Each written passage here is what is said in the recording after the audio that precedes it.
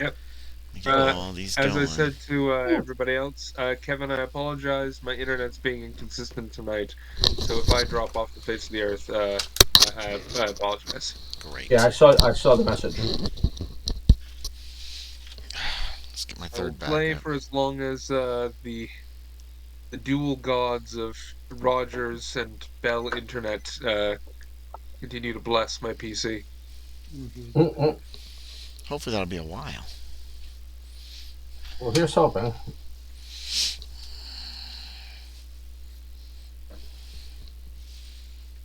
Anyway, so I think when we last left off, you had realized that getting to Cambridge was a good idea. We're on our way. It's Wednesday, June 12th, just after Yep. lunch when we leave London.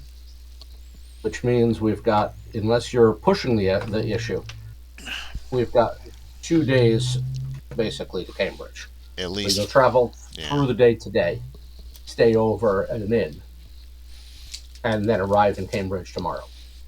Unless you want to push through the night. Now you've got a coach, which means this is not as much on you. Although you're not going to get good sleep in a bouncing coach. Oh, yeah, that's true. No, no, no. We can take 2 days. Yeah.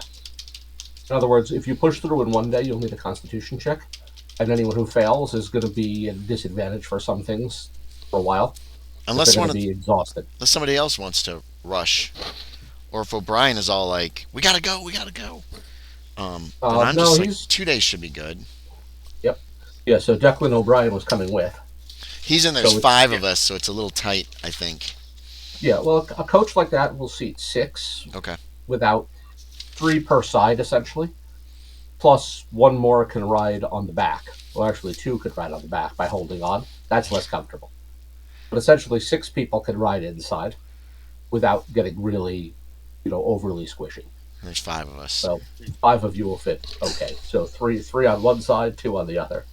And the best way to do that probably is simply arrange the two largest on one side and the three smallest on the other side. I'm a 65 size, but I'm skinny. Remember, I'm Yeah, painfully thin. I believe is what I wrote on my character sheet. yeah. So Slim, bordering on skinny. you'll be on the side with three. Okay, that's You'll Uh, fine. fit nicely. before we leave, I'm going to make sure that I inform Hannah of my whereabouts and the plans, just Yeah, so that she doesn't suddenly realize her fiance has disappeared. yeah. Well, you don't need. Are you giving her the whole complete story, or is this just a case of I'm accompanying a friend to a will reading in Cambridge? That's a good question. Oh, I'm going to be completely honest with her. Okay, telling her the whole thing about including the hieroglyphic message. Yeah, Okay, 100%. sure. I am a big proponent of hide nothing from your partner. All right then. What It's kind a of Know big. every husband are solid. you? It's a rare example in this day and age, but that's okay. It's good. It works. Okay, so unless anyone is doing anything unusual, you'll arrive in Cambridge on the 14th. So 2 weeks is what you've got.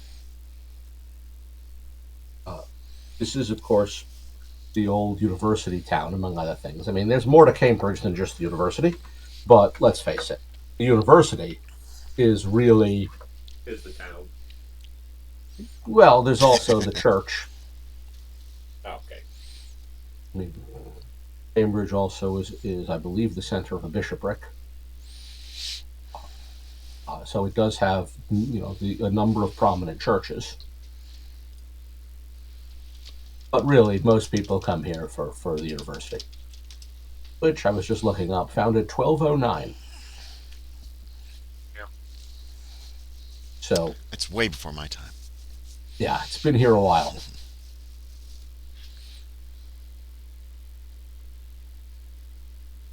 So first thing to do then is find a place to stay. That should be relatively easy to do. Yeah. Uh, What hotel or what inn is good accommodations? I mean, it's been a few years since I've been in Cambridge, but I think I would still kind of have some idea, right? Likely. Okay. Actually, you know what? Incoming ad. Actually, what am I thinking? An intelligence roll, actually, to see if Oh, you could cool, cool. remember someplace that's decent from the last time you were there. 40 out of my whopping intelligence of 55. Success! Okay.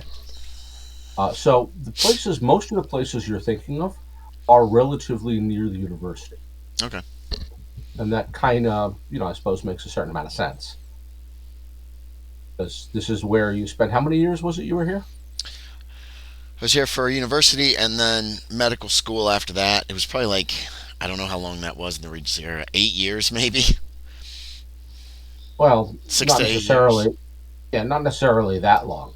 Okay. And remember, many physicians learn by apprenticeship rather than by actual, Well, what do you call it? I did go to By, medical school. yeah, So, at Cambridge. yes. So do you actually come to think of it?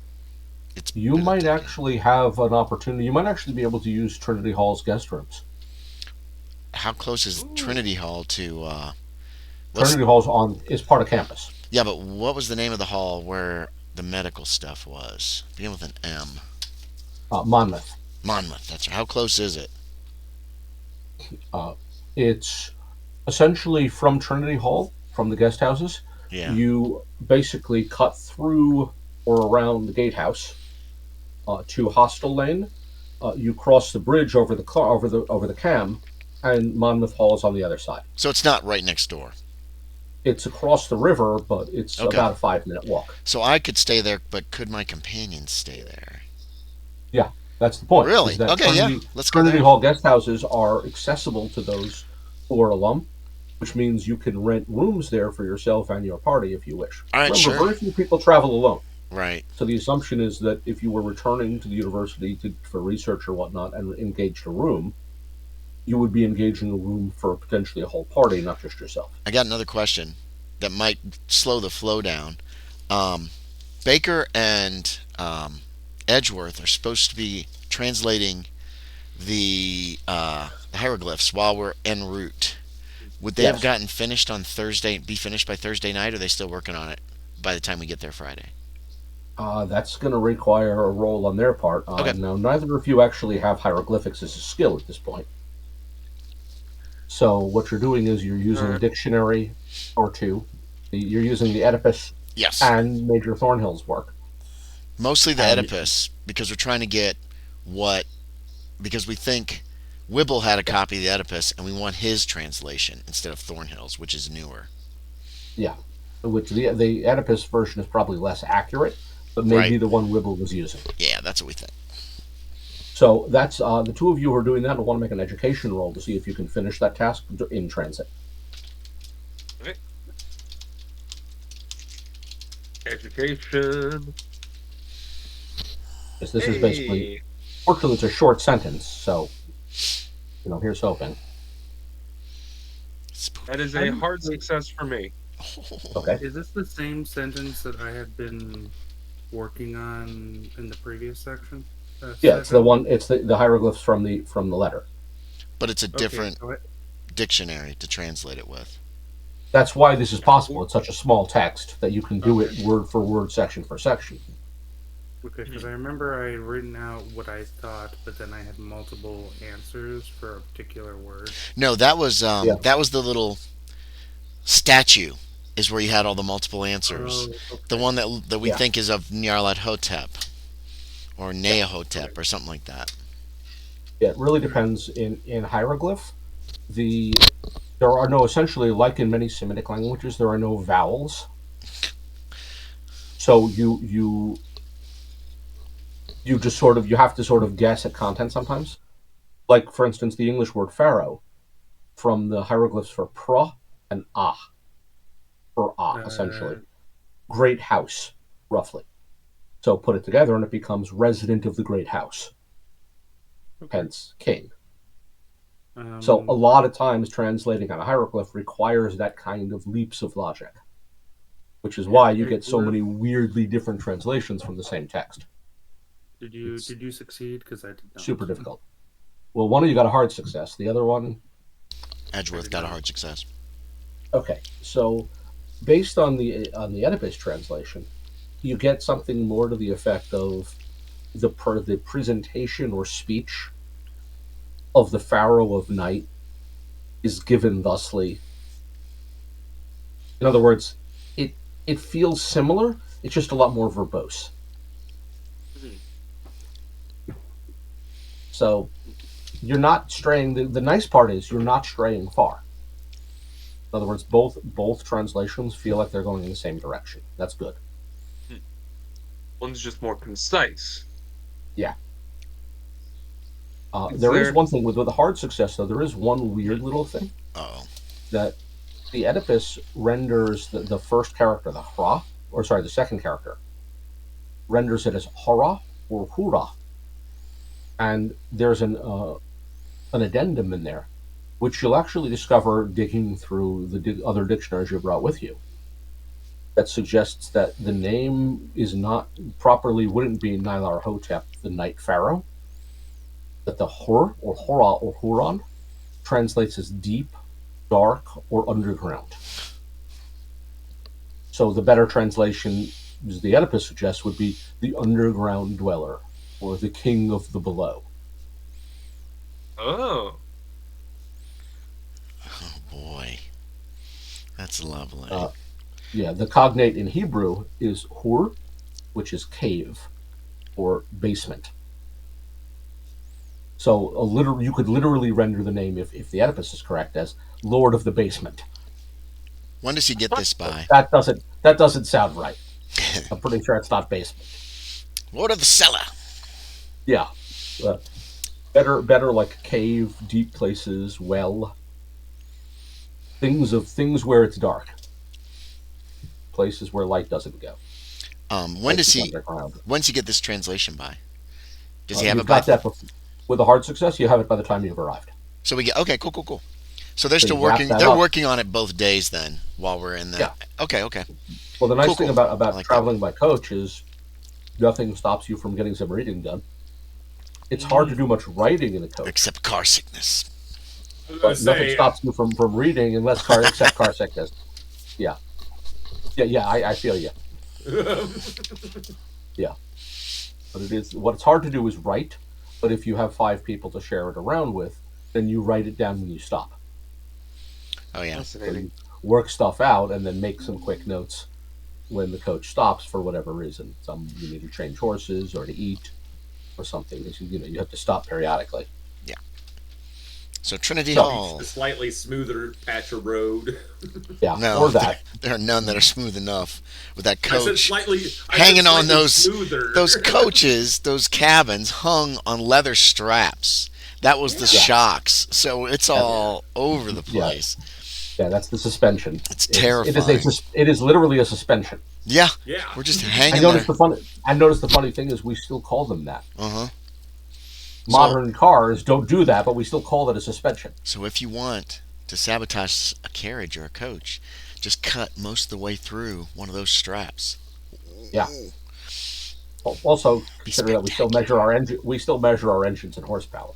Yep. So, that in and of itself is not an exact science, in all honesty. Yeah. They haven't measured out something. But. Trinity Hall it is. What time do we get there by? Do we have time? So you'll arrive at about 6 p.m. on the 14th. Thank you. Enough time to meet up with one of the keepers there, Mr. Dale. Mr. Dale. Who will be able to secure you a room.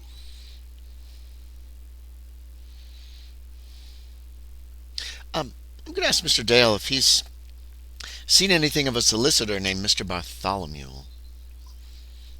He has not. Okay. But he can make some inquiries. Oh, thank you.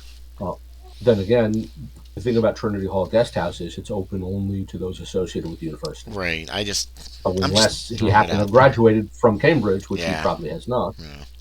he would not stay here. What Mr. Dale can tell you is that he would suggest if a man like that was staying here, he'd probably be staying at some place along the avenue or over by somewhere like Neville's Court, where there's a number of inns. Okay. So that's a little north of your current location. And you lived here long enough to know that too, that there's a number of inns there that are better quality, where people who come to the university who are not associated with the university often stay. So the other thing is, of course, is that Bartholomew is not very wealthy at the moment. Oh, that's So true. he may be staying where he can afford. I didn't think about that. All right, so we get settled in. Do they have food for us there at Trinity Hall? You can. The dining hall is available to you. Comes with the room. At this hour, there's already food cooking. Right, that's what I was hoping. You don't get much choice, but you do get roast and some bread and vegetables. Ooh, yum. So a solid enough meal. It's the kind that many of the scholars prefer. It's simple. It keeps you going. So, gentlemen, shall we set out tonight to perhaps at least look for Mr. Bartholomew or Mr. O'Brien? Shall we mosey over, as the Americans say, to Monmouth Hall and look around? Are the halls usually locked at night, Kevin? Depends on which hall it is. Monmouth. Is Monmouth usually locked? Most halls remain open. Okay. And the exteriors, because some of these halls, and Monmouth is among them, include not only offices, but in some cases residences too. Some of the faculty actually live in these places. Okay, wow, interesting. So generally, there's easy access to the building. What people will lock is their office door, right, their apartment door. Okay. The classroom doors might be locked. Studio doors might be locked. So you can enter the building. Whether you'll be able to enter any place inside the building is a different issue. Well, perhaps we should split up again. Would the doctor be able to handle going out at night? Oh, fuck, I forgot about that. No, never mind. Well, up until dark, I'm fine. So, thank you, Graham. I totally forgot about his phobia. Well, you may have to face it at some point. I know, but, well, it's 6 o'clock now. Take us about an hour to eat. That gives us a couple hours. Monmouth's is only a short 5-minute walk away. So, thank you, Graham. I totally forgot. About that. Crap, I'm not going to be able to join you guys in the grave digging. What a shame. Oh, right. That was something else you wanted to know about what happened to Dr. Wibble's wife. Yeah, we got to find that out. We got to find out where she's buried. We know that he was married. We know that he was not married by the time you studied with him. Right. So whoever his wife was, she had been dead or separated before you knew him. We've got 2 weeks until the reading. The reading. Yes? 2 weeks and a day. Yeah. It's on Saturday, the 29th. Yeah, I wrote that date down. We actually have not confirmed that she died. We assume that. I did assume that, yes. But it's possible they were separated. That she's still alive. No, wait a minute. I thought he said she died. Well, someone said she died, but we don't know. Oh, that's true. That's true. Well, young Wibble said she died. Because I questioned him about that. He said that. Yeah, he said that. Then again, he might not know. Yeah. He was born around the time you. That's true. You were a student. So that may be he's reporting what he heard. Does he actually know that for a fact, or is that what someone told him and he assumed it was true? Well, go ahead. We need to put down feelers. We need to start making connections. We need to. I would suggest, Doctor, would you be able to gain access to Dr. Wibble's corpse? To his corpse, perhaps. I don't know where it is. I'll have to try to find it. And no one that is going to be dealing with the corpse will be open. I pull out my pocket watch and look at it, and most likely any coroner or doctor who has it is at home eating his dinner right now as well. Well, we can at least find out where it is so that we can make our way over there tomorrow. There's still the matter of how exactly he died. Are Indeed, we there is a newspaper here in Cambridge. Perhaps that Yeah. information is there. that it might behoove us to take a Right? look, There's a especially for a newspaper. board to be looking for. Right, Kevin? Cambridge Oh, has there's newspapers, right? almost every town and city worth Great. Okay. worth the name does. Yeah. So, So but those we newspaper should offices might not be open to the public at this hour either. That is a different issue. Um, would the library be keeping a record of the newspaper as well? perhaps, yes. Maybe. I don't know. I never really read the newspaper in the library when I was here, but that was years ago, over a decade. Yeah. Cambridge And libraries are pretty damn impressive. Then they probably, I would assume that they would keep old, I don't know how long they'll keep them. But if he only died a few weeks ago, yes, I'm sure they might still have those papers. Genius! yes, Well done, Edgeworth. thank you. Can you try to locate Bartholomew tonight as well, though? Or perhaps we should split ourselves up even into smaller parties, with someone looking for Hmm. Bartholomew and someone going to the library. Is the library open to anybody? Uh, it is. Oh, you mean can anyone go in Can there? anyone Yeah, go in and peruse at least and that kind of thing, or not? those who are affiliated with the university can use it at any time Okay. when it's open. Those who are not need a letter of recommendation from a member of the faculty or someone associated. What about alumni? Can alumni get in anytime they want? Yeah. Okay. What if I wrote a letter of recommendation for Edgeworth, or do I not have enough pull as just a graduate? You could. That would probably do enough to get access to at least the reading room. Okay. Then he could Yeah, they're potentially not ask for newspapers there if he. exactly. Okay, yeah, I'm gonna Edgeworth. When we get back to the room, I'll write you a letter of recommendation. Is that what it's called? Yeah. And Now, Yes, sir. asking for you to now be it's allowed to use the library. now it's also worth pointing out, incidentally, that there is more than one library. Oh crap! Really? Okay. Yeah. I'll write you 5 letters of recommendation. Yeah, Cambridge technically these days includes over 100 separate libraries. Jesus. Well, we just want college Uh, libraries. We don't want those yeah, piddly yeah. I can ask reading around rooms to all The see. one, around. the one you want, the one you really want, though, is in fact the Cambridge University Library, Yeah, over by what's known as Old Schools, which is just east of your current location. to the east. Monmouth Hall's to the north. No, North and well, no. west really. The Avenue and Neville's Court are to the north. You said Yeah, you didn't give me a direction on Monmouth, and that's fine. It's close it's enough. it's just west across It's the river. west. Okay, west Yeah, Monmouth. you take Garrett Hostel Lane, and you can cross the river there. Starting to feel like I'm playing Zork. I want to go west.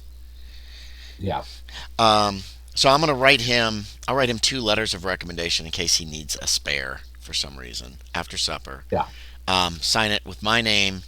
Note that I'm a Cambridge University alumni. Fold yeah. those up and give those to him. So if he can, for him to use. Can someone go look for Mr. Thank you. Bartholomew and see if they can track him down? Edgeworth, Illingsworth, you're a good drinker, aren't you? You'll need to No. hit several pubs, likely, and several inns, and buying drinks will certainly loosen a few tongues. I mean, why are we looking for Mr. Bartholomew? Because he's He's disappeared. He's been here for over two Ah. weeks. Oh. He hasn't even written a letter back to Mr. Hobart, Herbert. Herbert. Yes, Mr. Herbert. He hasn't even written a letter back from Mr. Herbert in 2 weeks. It's very unusual, and they might not find him at an inn. Um, you might find him at the morgue as well. I don't know. Yeah, we don't know if he's even still alive Right. or where he's been. And one of you could take Baker. Baker would actually probably be very good. Baker, you're good at research. Yes. So he might be the one to go with you, Edgeworth, and then Illingsworth can go to the taverns and the pubs and the inns and see if he can gain any word of Mister Bartholomew, the solicitor. Okay. Don't forget to spread Mr. a little money around. That makes people very talkative as well. I understand. And Mm. O'Brien is thinking he's going to go over to Monmouth Hall and just see who's there. That's fine. I just want to go kind of case the place with him Yeah. and find out from Okay. him if he can just point me out where Dr. Wibble's office used to be when he knew it, Yeah, he can do and that. his residence, and where his rooms were. That's Hmm. that's all I want to do at this point, and because it's going to be dark very soon, and I'm an early sleeper. Yes, that's all that's wrong with me. Nothing else. Nothing sinister. Well, then, if that's all you're going to do, that's easy to do. You Okay. guys will walk over to Monmouth Hall. At this hour, there's not much activity taking place in Monmouth Hall. You will notice a couple of students who are using the some of the open space to study. Hmm. So these are some of the students who probably have cheaper rooms and don't like their apartments for study. So they're taking the bigger open space at Monmouth Hall where there's more air and more light. They will ignore you. Mr. O'Brien can point you to where Dr. Wibble's office was when he knew it. Okay. This is a room on the second floor in the rear of the building. It's accessible primarily through the back stairs. Ooh. And Okay. the door has a lock on it. Can I just check to see if it's locked? Can I like It turn the is, handle or it, push on the thumb button? it is It very is clearly locked. locked. Damn. Okay. Yeah. There's no sign or any such thing. In other words, you have to know who's where. Okay. So I'm gonna make sure I know where that room is. How about his Yeah. So apartments? his apartments are not in Monmouth Hall. Oh, I thought they were. Okay. Well, that yeah, a lot of people thought they were. That is not actually the case. He actually lives on the other side of the river. Over by where Trinity is? Trinity Hall? In that neighborhood, yeah. Oh. Actually keeping a residence near Trinity Hall itself, in Okay. the Latham building. So Before you're we actually basically camped right nearby. Yeah, before we leave Monmouth though, I want to talk to those two students, one of them. Hmm. I say, "Excuse me, pardon me. Uh, they both look up from what they're doing. I'm so sorry to interrupt. I was looking for the office of No, Doc. not quite. I was looking for the office of Doctor Wibble. Uh, I Could you? heard he had died, says one of them. I heard that too, actually. Yes, yes, he died. I was just curious where his office was. If it was in the same place as when I was here. Oh, those stairs, he indicates the back stairs. Okay. Second floor. Yes. Second floor? The two of them agree with each other. Yes, second floor. Now, Monmouth Hall is one of those buildings that has the very tall first floor. Oh yeah, yeah. So the second floor is technically the third floor. Gotcha. You go up two flights essentially to reach the second floor. That's because, among other things, the operating theater is on the first floor. Oh, that'd be huge. Yeah. Yeah. So Is he? you've got essentially an audience hall on the first floor that's got the high ceilings. Hmm. Is he essentially giving me instructions to exactly where we just were? Yeah. Okay. Thank you so much. Thank you. Oh, no difficulty at all. And then we'll. You'll notice, by the way, that the two of them are working with medical texts. Okay. No surprise, Monmouth Hall is favored by medical students. Yes. Still Yes. is. I'll make a little small talk with them, and then we'll go. Okay. Um, They actually, you can make yourself a social skill. I got no social skills. Remember, I am the worst doctor when it comes to bedside manner of all time. What's the Persuade, highest social charm, skill? fast talk, whatever you like. Persuade. I guess we're gonna do charm because that's 15. That's the Yeah. highest I got. Yeah, there's a little risk here. Oh, I know. The worst, I'm not introducing yeah, myself though to them unless they yeah, introduce themselves. 89 out of 15 is a huge fail. yeah. So you won't get anything else out of it. Yeah. Hopefully they will forget about me very quickly because I have that kind Oh, of face. they go back to their work. Yeah. And we Well, there's leave. little risk in that role. You might have Oh, kept them thank God. talking a bit longer about Doctor Wibble, but No. all they'll get out of him is he died. They both heard that, Yeah. and And I was the honest when I attitude you said get yes. is I know. yeah, the attitude you get is that neither of them either knew him very well or liked him very much. Okay.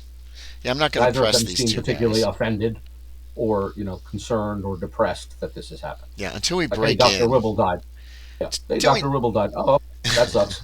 until we do our burglary, I don't want to really push the whole I know Dr. Wibble stuff. Um, Exactly. can So we that's real quick? I just want O'Brien to show me where his residence is before he'll I do go that back. on the way back Oh, because right. his apartments are in Latham Hall, which is where a number of the faculty live. He can show you where at least where his apartment was Right. then. The Latham Hall, the rector at Latham Hall, can confirm that Dr. Wibble did live here and that he did die recently. Oh, do you know how he died? He does not. Okay. I'm not going to press it. Uh, all he does know is he was instructed to seal up the rooms and has done so. Okay. Ooh. Okay. Room sealed up. That's not uncommon, is it? Not particularly. Okay. In particular, if some of his property is intended to be distributed on a Right. longer scale. He's a little odd that it's taking so long. Normally, these things just take a couple of days, not a couple of weeks. Yeah. But he's also heard that some people who are to receive the property are traveling from farther away. So Okay. that's why he believes that's why this happened. That people are coming from far away. So of course there's a need to hold on to things and wait longer for them to get here. Of course. So I'd like to do he's not particularly concerned about this. like to do a recce around the hall as well before we go back to Trinity, just to make sure I know which windows are Wibble's windows, or try to figure out which ones are likely his windows. Easy enough to do. Okay, that's all I got. And in fact, you will even encounter a man on the back lawn who is sitting and smoking a pipe, who will just watch you go. There's a bench there. I He's nod to him. enjoying. Yeah, he's watching. Enjoying the late afternoon, It's early evening Wibble. sunset, and Is it, smoking a pipe. is it Wibble? So, no, you know what Wibble looks like. Hey, wait, is the So- sun setting? Yeah, Oh shit! I'm gone. that's the point. Is he's watching the sunset and I've got to smoking a go. pipe. And I'm gonna scurry back to Trinity and hide myself in my room and close the curtains. Okay, so where are the rest of you off to? I believe I'm going to the university library to try and track down their records of the local paper. Okay, I'm also gonna try the local library with them. okay. So two of you to Cambridge University Library, which is, to put it politely, yeah. a massive structure. The damn thing looks a bit like a church. You take the Although top it only floor, has the I one take the bottom center. floor, kind of thing. Sorry, say again, Baker? You take the top floor, I take the bottom floor. We meet in the middle. That's going to be a lot of We'd middle. be here for a year. Oh yeah, yeah. You would be here a very long time. It is this building is huge. When you enter, I love the spirit, Baker, though. Uh, I'd like for us to make our way in and approach the closest thing we could find to a front desk. oh yeah, that's easy to Do they have do. a- There do they is, have in a fact, deep exactly room? that. And two young men are at work here. One of them is writing. The other one is simply staring into space as if he's bored. How old And is when he this? sees you two enter, he looks up and says, "Can I help you, gentlemen?" Clearly eager to have something to do. Evening, good sir. We are guests here, and we were hoping to take a look at the records of the campus newspaper. Well, we don't publish a newspaper on campus, but Right, Cambridge Town the does do Cambridge so. newspaper. Right. Right. Um, he looks up at the clock. Elaborate, of course. I do regret to inform you that we will be closing in 45 minutes' time. Uh, That's no issue. If we cannot find what we are looking for tonight, we can return tomorrow. I Indeed. have here a letter of sorry, what's the term I'm looking for? A letter of Recommendation. permission, Introduction or Oh, recommendation. Either one's introduction. fine. Yeah. recommendation from one Dr. Fletcher Payne, an esteemed alumni of the university. Well, here you are then. He'll take the document, look at it. He opens a book, and then what he'll do is he'll write down Dr. Payne's name, and then he'll ask your names and write them down as well. In other words, he's keeping track of who comes in and out. Because that's his job. Effectively, we're operating on Dr. Payne's reputation. Yeah. And point you to the fact that the newspaper, that would be the Cambridge Gazette. Can I spy for a moment as they've opened the book and are writing in the names? Do they have a column for when people leave the library? No, just for entry. In other words, you can stay as long as you. Once you're allowed in, you can stay as long as you like, and they do not keep track of when people leave. So we could be here all night. Do they have security? I think you're talking to what passes for security. Okay. Although, in all fairness, the campus also has its own. I can't call them policemen, but the campus does have its own, essentially, constables who probably keep an eye on things here. So at some point, it's a good bet a night watchman will show up. I'm just. Is there going to be a moment where we're in the restricted section and there's going to be a filch walking through? I don't think you guys will be allowed in the restricted section, to be quite honest. Yeah, that's by definition restricted. What this fellow will tell you, though, is that their holdings of the Gazette are found in the West Wing on the first floor. And he'll give you directions as to how to get there. Well, thank you. Okay. Let's make our way, Baker, and we'll see if we can get if we can find the information we're looking for tonight. If not, then we'll have to come back. But well, a library use roll on your both parts will help here to get it done quickly. Yes. Because you do not have all day, you cannot basically take time on this one. You've got by the time you've reached the available material, you're under 40 minutes before they're going to come in and kick you out. We are working. Yes, that is a normal success on my part. That's also a regular success on my part. Okay, so between the two of you, you will locate Dr. Wibble's obituary. I mean, after all, you knew the rough date, so you can pull the copies around there. The Gazette publishes twice weekly, so you don't have to go through a whole lot. The problem here is that the obituary gives you very little actual information.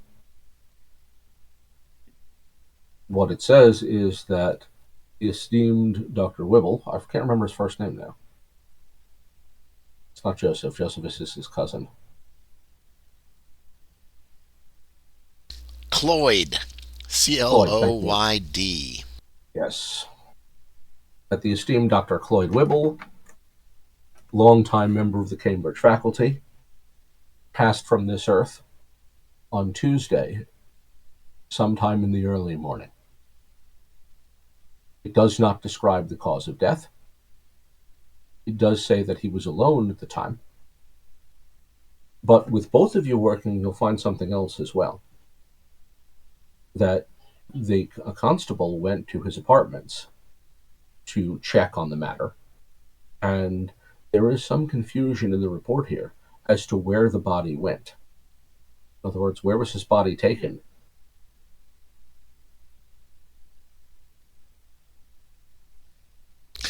Does it say survivors in his obituary to tell who he's survived by? Yes, the answer is nobody. So, okay. So it doesn't say any survivors at all. Not even his nephew. It doesn't mention brother.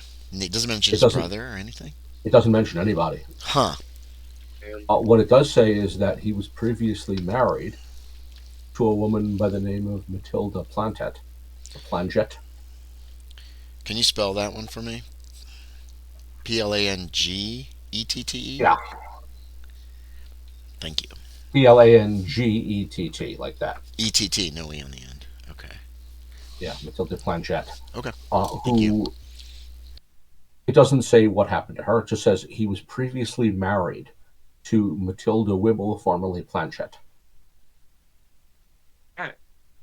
It So we says have a nothing about name. her surviving him, although now you have her family name.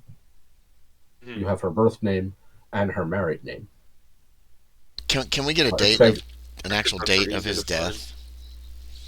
It claims that it was on Tuesday, right? Which would be about 3 weeks ago. So 3 I'll have weeks. to pull up the calendar, give you an exact date. But we're on the June 14th on a Friday. Was it last month? So it'll be late May.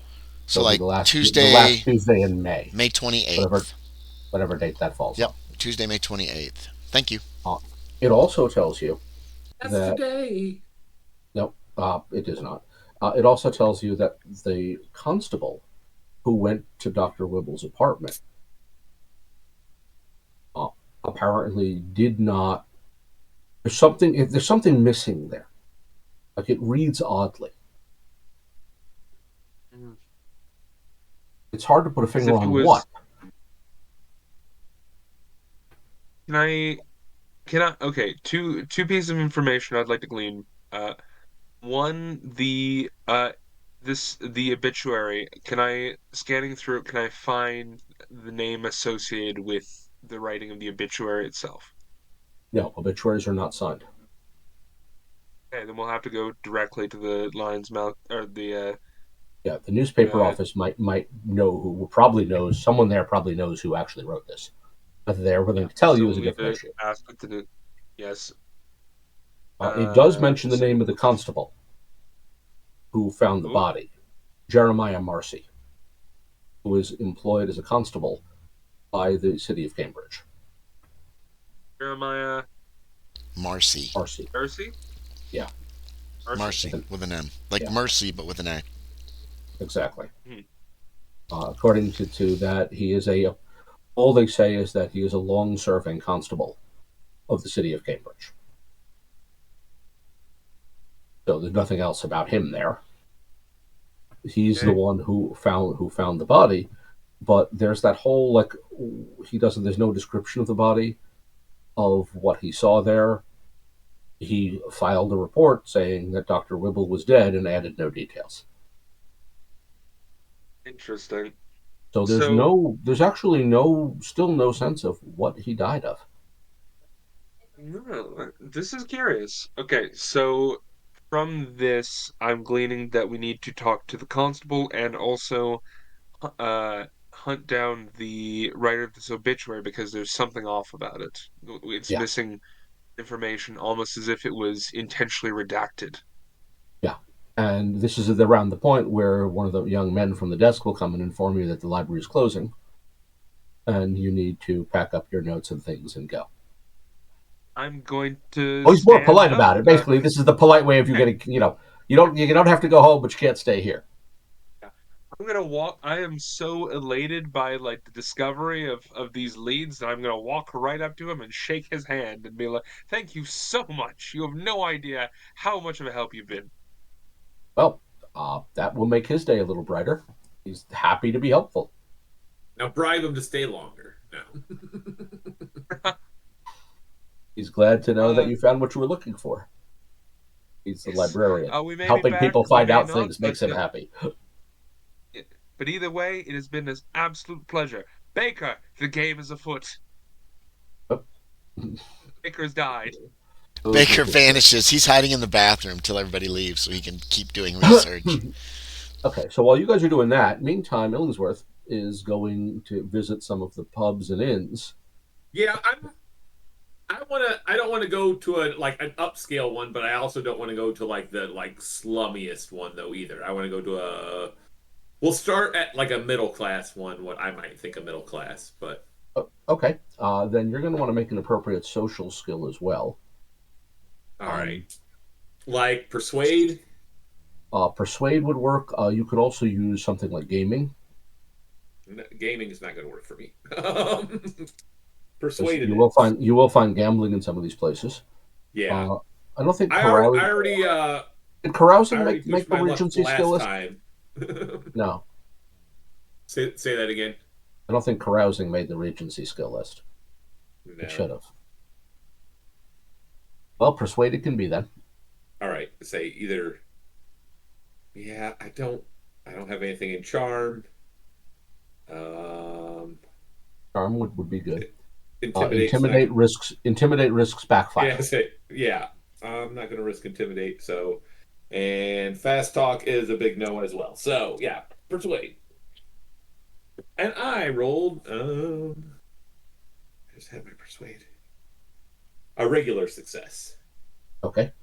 So you'll visit several pubs along and around Garrett Lane and up toward the avenue.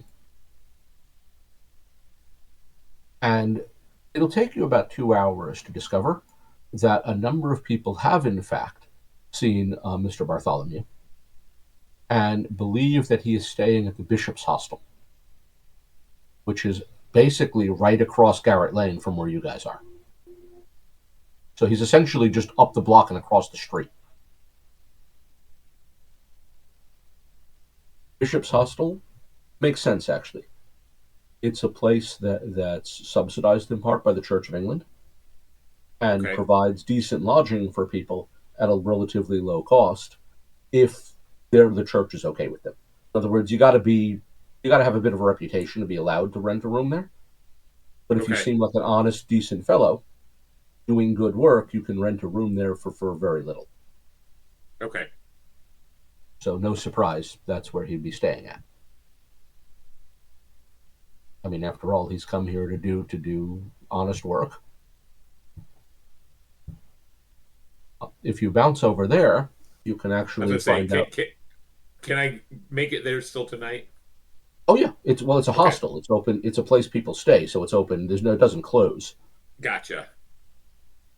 After 9 p.m., which is when you arrive, there's a doorkeeper. Okay. Who basically in other words, you can't get in unless you already have a room or are visiting someone. Okay, and I would ask him if Mr. Bartholomew is in for the night. He is, and he smirks a bit when you say for the night. Point out that as far as he knows, Mr. Bartholomew hasn't gone out in days. Okay.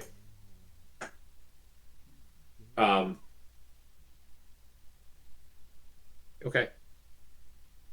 I don't know if I want to. He wouldn't let me in at all to see him at all, would he? What he will do is he will send his assistant to Mr. Bartholomew's room to say basically you give him your name and he'll send someone up to say this man is here to see you. Do you want to see him? If Mr. Bartholomew agrees, you can then go visit. He wouldn't know who I am. No, I'm here on the account of a Dr. Payne. Okay, but he'll need your name too. All right. So basically, he wants to know who you are. Right. And then you'll tell him Mr. Bartholomew doesn't know you, but you're here on behalf of Dr. Payne, who he might know. Okay. Okay, you should make yourself a luck roll. Will he see you tonight? Nothing to be done about it. Nothing. No skill you can apply. All right. I made a hard success. Yes, the assistant will come back and inform you that Mr. Bartholomew is willing to see you. Okay. He's in room number 16.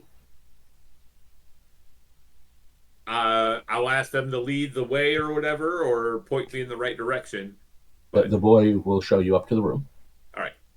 And when you knock on the door, Bartholomew, you've never met this man. This must be the right man. He looks like he hasn't eaten in days. Okay. Like he's pale. His hands actually shake a little. Okay. The room smells like old food, and let's be honest, body odor. Yeah. Plus a chamber pot that probably needs emptying. It's a little gamey. To put it politely. To put it mildly, yeah. He looks out to see if anyone else is outside. And you're with Dr. Payne. Please come in. Come in quickly. All right. I'll enter. Yeah. It's okay. We're safe here. Safe I'd offer from you what? some tea, but I think I'm out. Oh, that's quite all right. There was. It's hard to explain. Now, You the know apartment. your partner has been worried about you. You have not sent word back in I've quite been some busy. time. I've been very busy. I can imagine. Yeah. Now, the apartment itself, by the way, is piled in books, papers, notes, all of them neatly organized into piles. He's working on something or several somethings. Okay. And at least he's got the decency to stay organized about it. Okay. I've been very, very busy. There's a lot to understand here. Yes, I'm finding that out. Dr. Wibble has left us quite a riddle. Yes, it seems so. We are trying to decipher this riddle ourselves, and yeah, you're. It's good to see you alive. We were starting to fear the worst. I'm sorry. It's been difficult. I've needed to do this. I need to understand. It is my requirement as his solicitor to understand Dr. Wibble's final wishes, and I'm finding that task difficult. Hello. How so?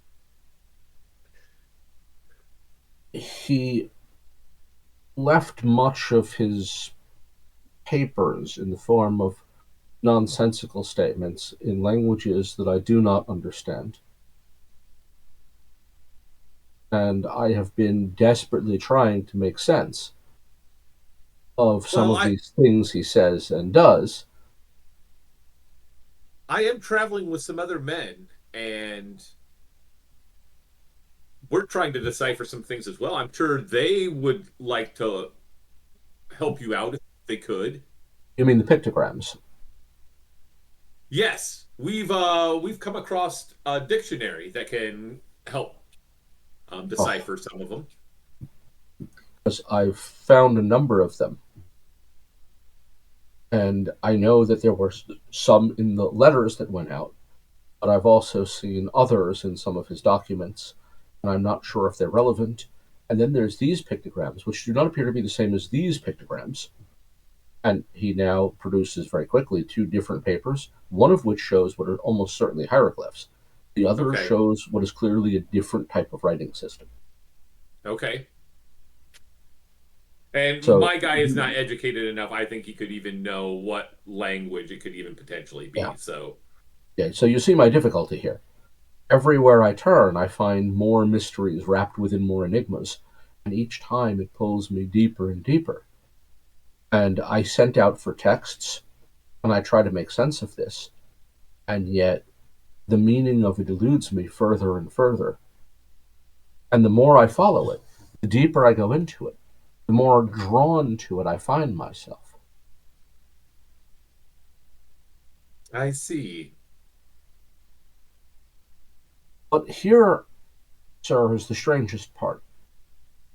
And you will probably think that I have lost my wits when I tell you this.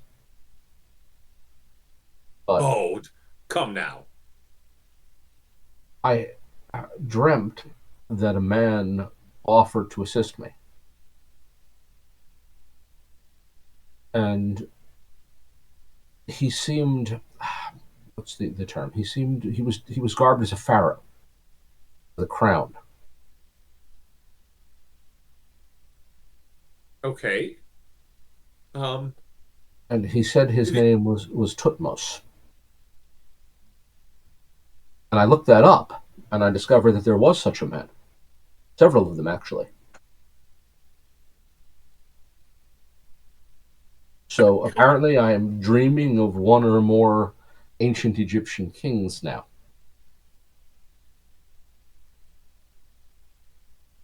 Needless to say, his dream help has been of little avail in the world as it is. But I did learn one thing from the dream. This writing here is Egyptian. Is he pointing to the pictograms or the actual writing? He's pointing to the hieroglyphs. Okay. He's correct. He's correctly identified the hieroglyphs as Egyptian. All right. So now, with that dream, now I know at least what culture produced this. And I did notice that among Dr. Wibble's sessions, and he moves through several folders to find what he's looking for, which appears to be an itemized list.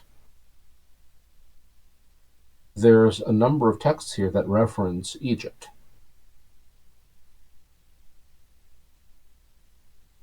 So I've at least solved that part of the mystery. So the dream pharaoh did help me. He pointed me to the fact that this writing is Egyptian. And I assume that Dr. Wibble learned that from these Egyptian texts here. Why he would write a message in such a language, I don't know. Why he would leave us no translation, I don't know. But at least I've discovered what he was writing it. So I suppose Dream Tutmos was helpful like that. Or have I completely taken leave of my senses? I'm just remaining quiet at this point in time, so, and letting him talk, so... Probably a good idea. Yeah.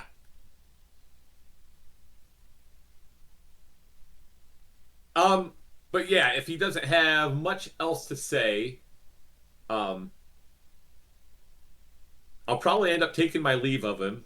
I'll say, I'm here with Dr. Payne. I don't know if you're familiar with him.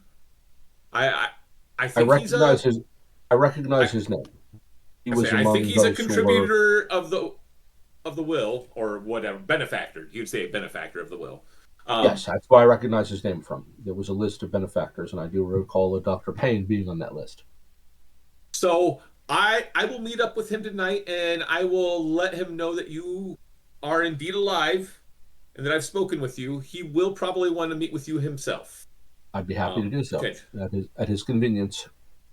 Anytime I should get back to this. And I will leave you to it. And I bid you farewell. By the way, you should make yourself a spot hidden roll while you're there. There's a little rat with a man's face in the corner. That would be creepy, but no. No, I failed. Okay, never mind. Yep, I didn't see nothing. Yeah, I'm more concerned with getting out of here alive right now. No. Yeah, well, in all fairness, I don't think Mr. Bartholomew was going to attack you. Probably not, but hey, I don't know. I'm here alone. Yeah. Rarely are solicitors also murderers. They're the least you ever expect. This is true. Anyway. He's the guy you don't expect to be a murderer, so, maybe that's exactly what he is. This is Call of Cthulhu. Yeah. So one more thing to be done tonight, potentially. Are the two of you who hit the library going to look up Constable Marcy? That's a good question. Baker, what do you think? Do it. Or the newspaper. Newspapers keep weird hours, too. At this hour, you won't find anyone at the newspaper. But the constable apparently works nights. I mean, they said they discovered the body in the early morning, which means you might find him on patrol after 9 o'clock. So he's the one guy you might easily find at this hour if you knew where his patrol was. Actually, wait, you do. You know he's going to Latham House is on his route. Ooh. We could go to the area and ask around, and perhaps we might even see him wandering. Yeah, it's actually pretty easy to do, and several people you'll meet tell you they know him. And he patrols at night. He's generally active from about 10. He works from basically about 10 p.m. until about 6 a.m. In other words, he's essentially the night watchman. Mm-hmm. And if you hang around Latham House around 10:30, you'll see him. He's easy to spot because he carries a lantern, which is mounted on a long pole. So he's got an elevated source of light. Mm-hmm. He doesn't have a proper uniform. The constables don't. But he does have his lantern with his long pole on it, and he has a club hanging from his belt. Yeah. And of course, he's perfectly happy to stop and talk to you if you just, wave it and wave him over. Baker, do you want to take the lead? As he's walking the streets looking for either crime or fire to report. Well, you don't see it, but he also will probably have either a rattle or a whistle. Something to make a loud noise to attract attention if he needs reinforcements. Are we reporting a crime or just trying to chit chat? Well, he's the one who found the bodies. And yeah, that's why you might want to talk to him. Yeah, did the initial investigation. Okay. Mm-hmm. He has seen the inside of the crime scene at its freshest. Yeah. And we're apparently in our we don't know that we're reporters. Oh, we're just interested third parties. And we're here on the behalf of Dr. Payne. You're helping. Yeah, we're accompanying the bereaved Dr. Payne who lost his beloved mentor. Okay. And well, if you gave him a wave, he'll wander over and wish you a good evening, gents. Good evening. Good evening. His accent, of course, is very local. His people have lived here for generations. My name is Thomas Baker. This is Mr. Edgeworth. A pleasure to meet you both. Pleasure, Constable. We What I can do for you, then? Pardon? What I can do for you, then?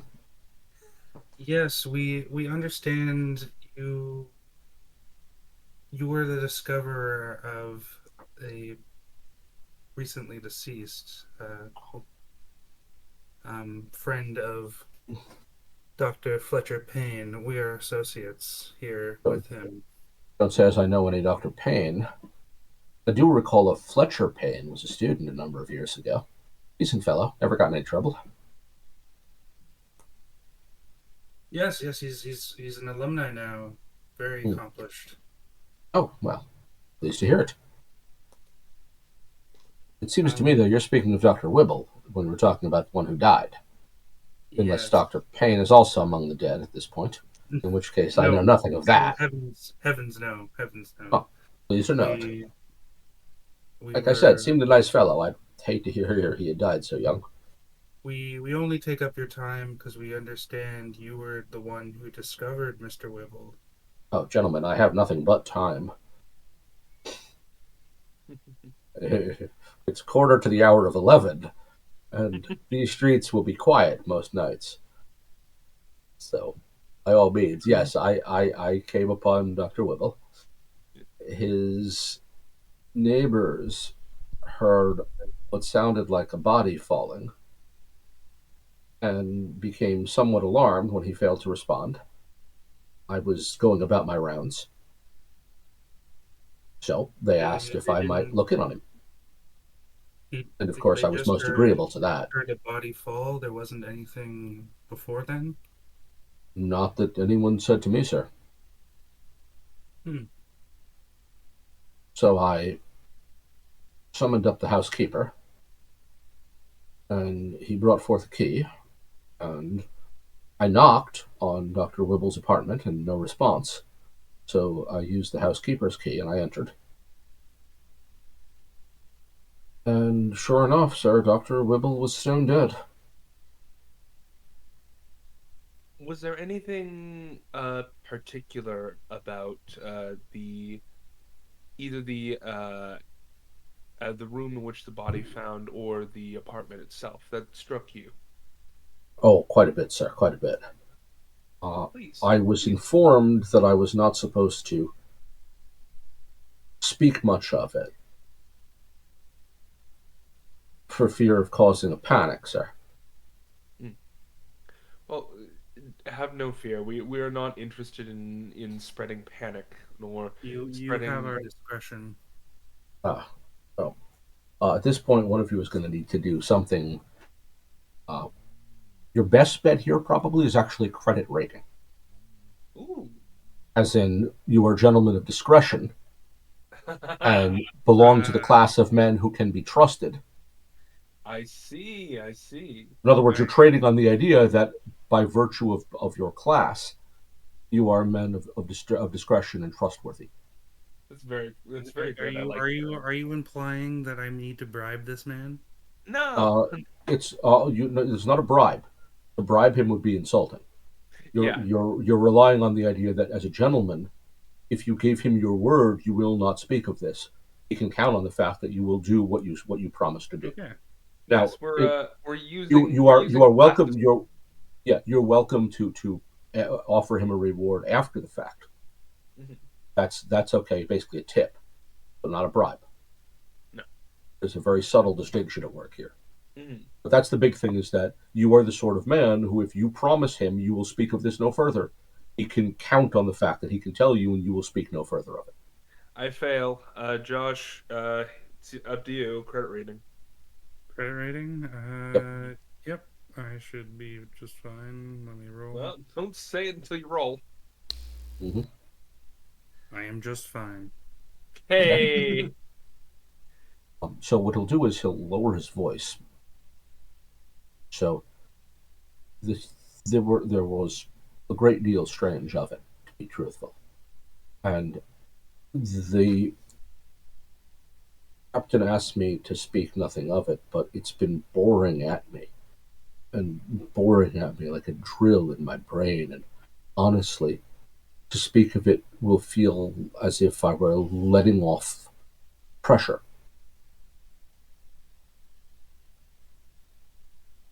Dr. Wibble was clothed in some sort of robe, the likes of which I had never seen before. On his head was a mask, or perhaps it was a crown. It bore a snake on the brow, and was made in part, I think, of gold.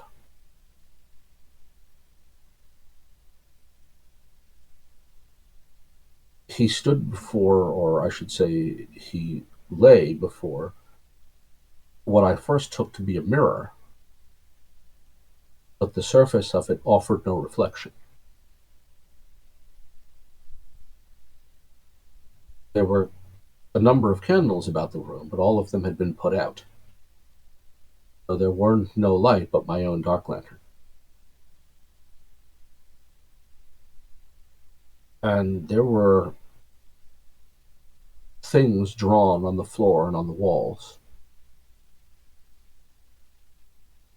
I examined the doctor, and he had no pulse. He was stone dead. But I could find no wound. I assumed that he had passed of poison.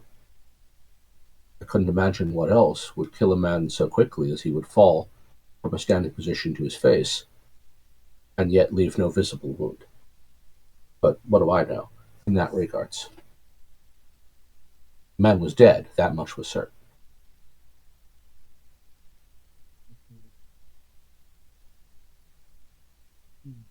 He had fallen and was laying on his face. Thus I thought of poison, and that he was upright perhaps when he consumed it, and then fell forward as it took its hold. And the neighbors did recall hearing someone fall. Alternatively, perhaps he had a stroke or some sort of attack of the brain. I've heard of such things, where a man appears healthy and has a sudden attack of the brain and is dead. Yes. Although, from what I have come to understand, in such cases, usually there's some element of bleeding. Here, there was none. An autopsy, which led me back to poison. An autopsy will figure if there is an attack of the brain. That's beyond me, sir. Poison is another entirely Right. different. Well, the medical men could have learned that, I suppose. I sense a but. Well, I don't know what they did beyond that. You don't know where they took the body? No, sir. I was tasked with keeping it and keeping passerby and would-be onlookers out of the apartment. Do And you then know who at perhaps came about to collect? 4 a.m., yes, sir. At about 4 a.m., two men who said they were from the university came. Not the police, just the No, sir. university. They brought with them a simple coffin. Clearly, having been informed of Dr. Wibble's death, they wrapped his body in linen, placed it in the coffin, and carried it to where I do not know. I was then instructed to seal up the apartment and to keep it such until his property was distributed. Would I Thus know I have. that if that was common practice at a Oh, crime no. scene? No. Okay. The university wanted his body back? Is that even legal? Probably not. Okay. No. Then again, the university is, in a sense, more powerful than the town government. So if the university, if officials from the university told the town constable to let them take the body, it's unlikely he's going to kick about that if he wants to keep having a job, which he does. I'm curious to know, and I'm not sure, Constable, if you would know. Did Mr. Wibble donate his body to the sciences? Well, that was the only explanation I could think of. That he had some arrangement with the medical staff that he wished his body to be preserved or anatomized in some fashion. Even if that was the case, they acted pretty quickly. Mm-hmm. Well, they would have to, wouldn't they, sir? The body wouldn't last very long. Would you happen to remember what the two men looked like? Naturally. One of them was a bulky fellow. They never gave me names. They said they were from the college, and they gave me no name. One of them was a bulky fellow, though, who had no hair, at least upon his head. He had a beard and a mustache, though. He did much of the lifting. Could you tell the color of the beard slash his facial hair? It was dark. Perhaps a brown or black, hard to be certain under those lighting conditions. After all, the candles were out, and I had naught but my own dark lantern. These men came with no light of their own. The other I could tell you easily. His hair was red. Were they both well dressed, I assume? No, sir, they were dressed as workers. Mm-hmm. And I assumed that they worked for whichever member of the faculty had sent them. They came prepared. They brought the linen and the box. So clearly they knew their business. Now, this had been perhaps 2 hours since I had first reported what I had seen. So it didn't strike me unusual at all. To reach the college is but 5 minutes. So it seemed to me that if some arrangement had been made, whereupon Dr. Wibble was to be anatomized, naturally the college would send some men to collect the body,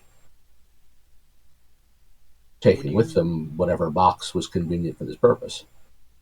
Would you happen to remember exactly the time you came upon the body? It was shortly before 2, I believe.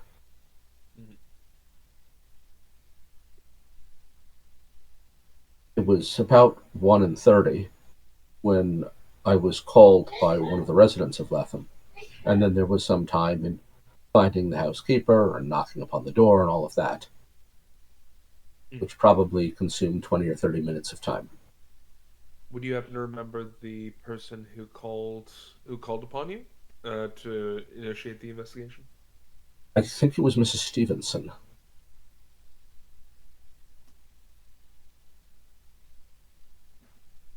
Yes, I'm reasonably certain of that, as I recall. would you mind just point? And I just turned to the street essentially because we're What? right near here. Would you point out where her home is? Hold on a sec. Something's going weird. Okay, good. Okay, we're good. Something just went weird on my computer for a moment. Sorry. Say again. Would you just would you let us know where her home is? Shouldn't be too far from here. Yes. She lives at Latham Hall, naturally. Yes. How else she would have heard that if she hadn't lived in the next apartment? No, I sorry, I should have been more clear. In relation to the apartment, Oh, would yes, she yes. be under him or above him or next to him? No, she was his next door neighbor. Next door neighbor. Thank you. Yeah, she's lived there for, oh my, it must be 11 years since her husband passed on. My apologies. Sometimes the flowery prose toss No. obscure the meaning of my question. Quite all right. I've grown accustomed in my day to asking and answering questions of people of all stations. It's been necessary on occasion. Very fair. Baker, do you have any questions for the good man?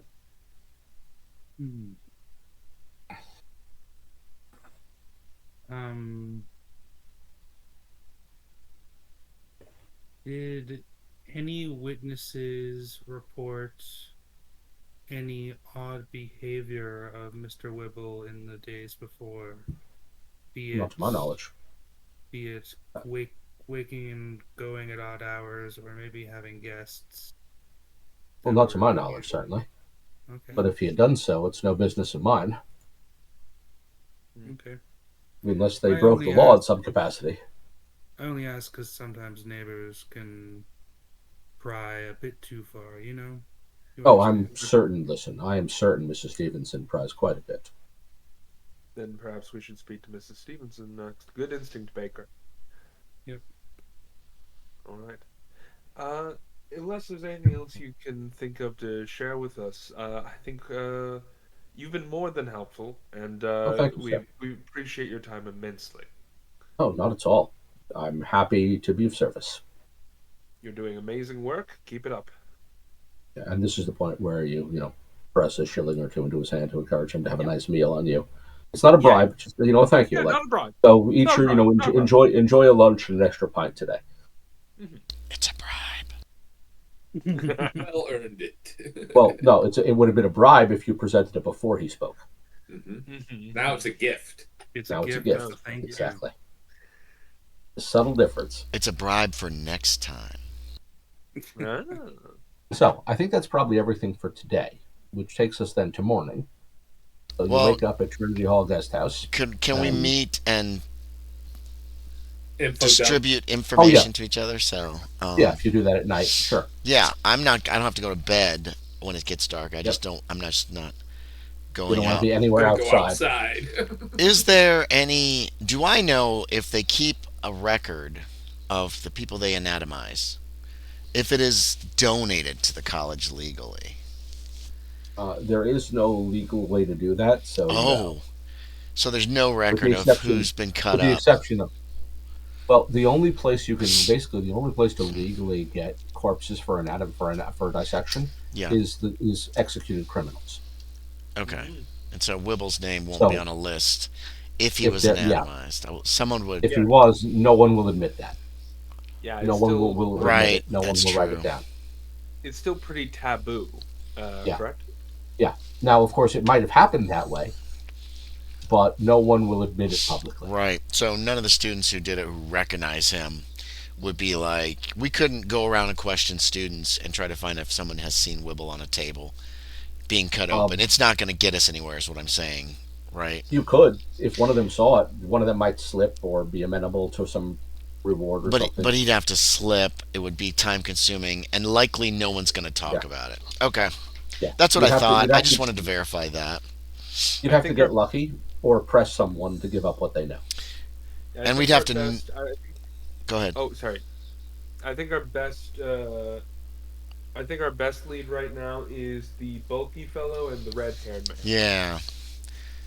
And I haven't been here for 10 years, so I don't know anybody like that. Do I? I don't know anybody like that worked here when I was here. Actually, Dr. Payne, you can make yourself a luck roll.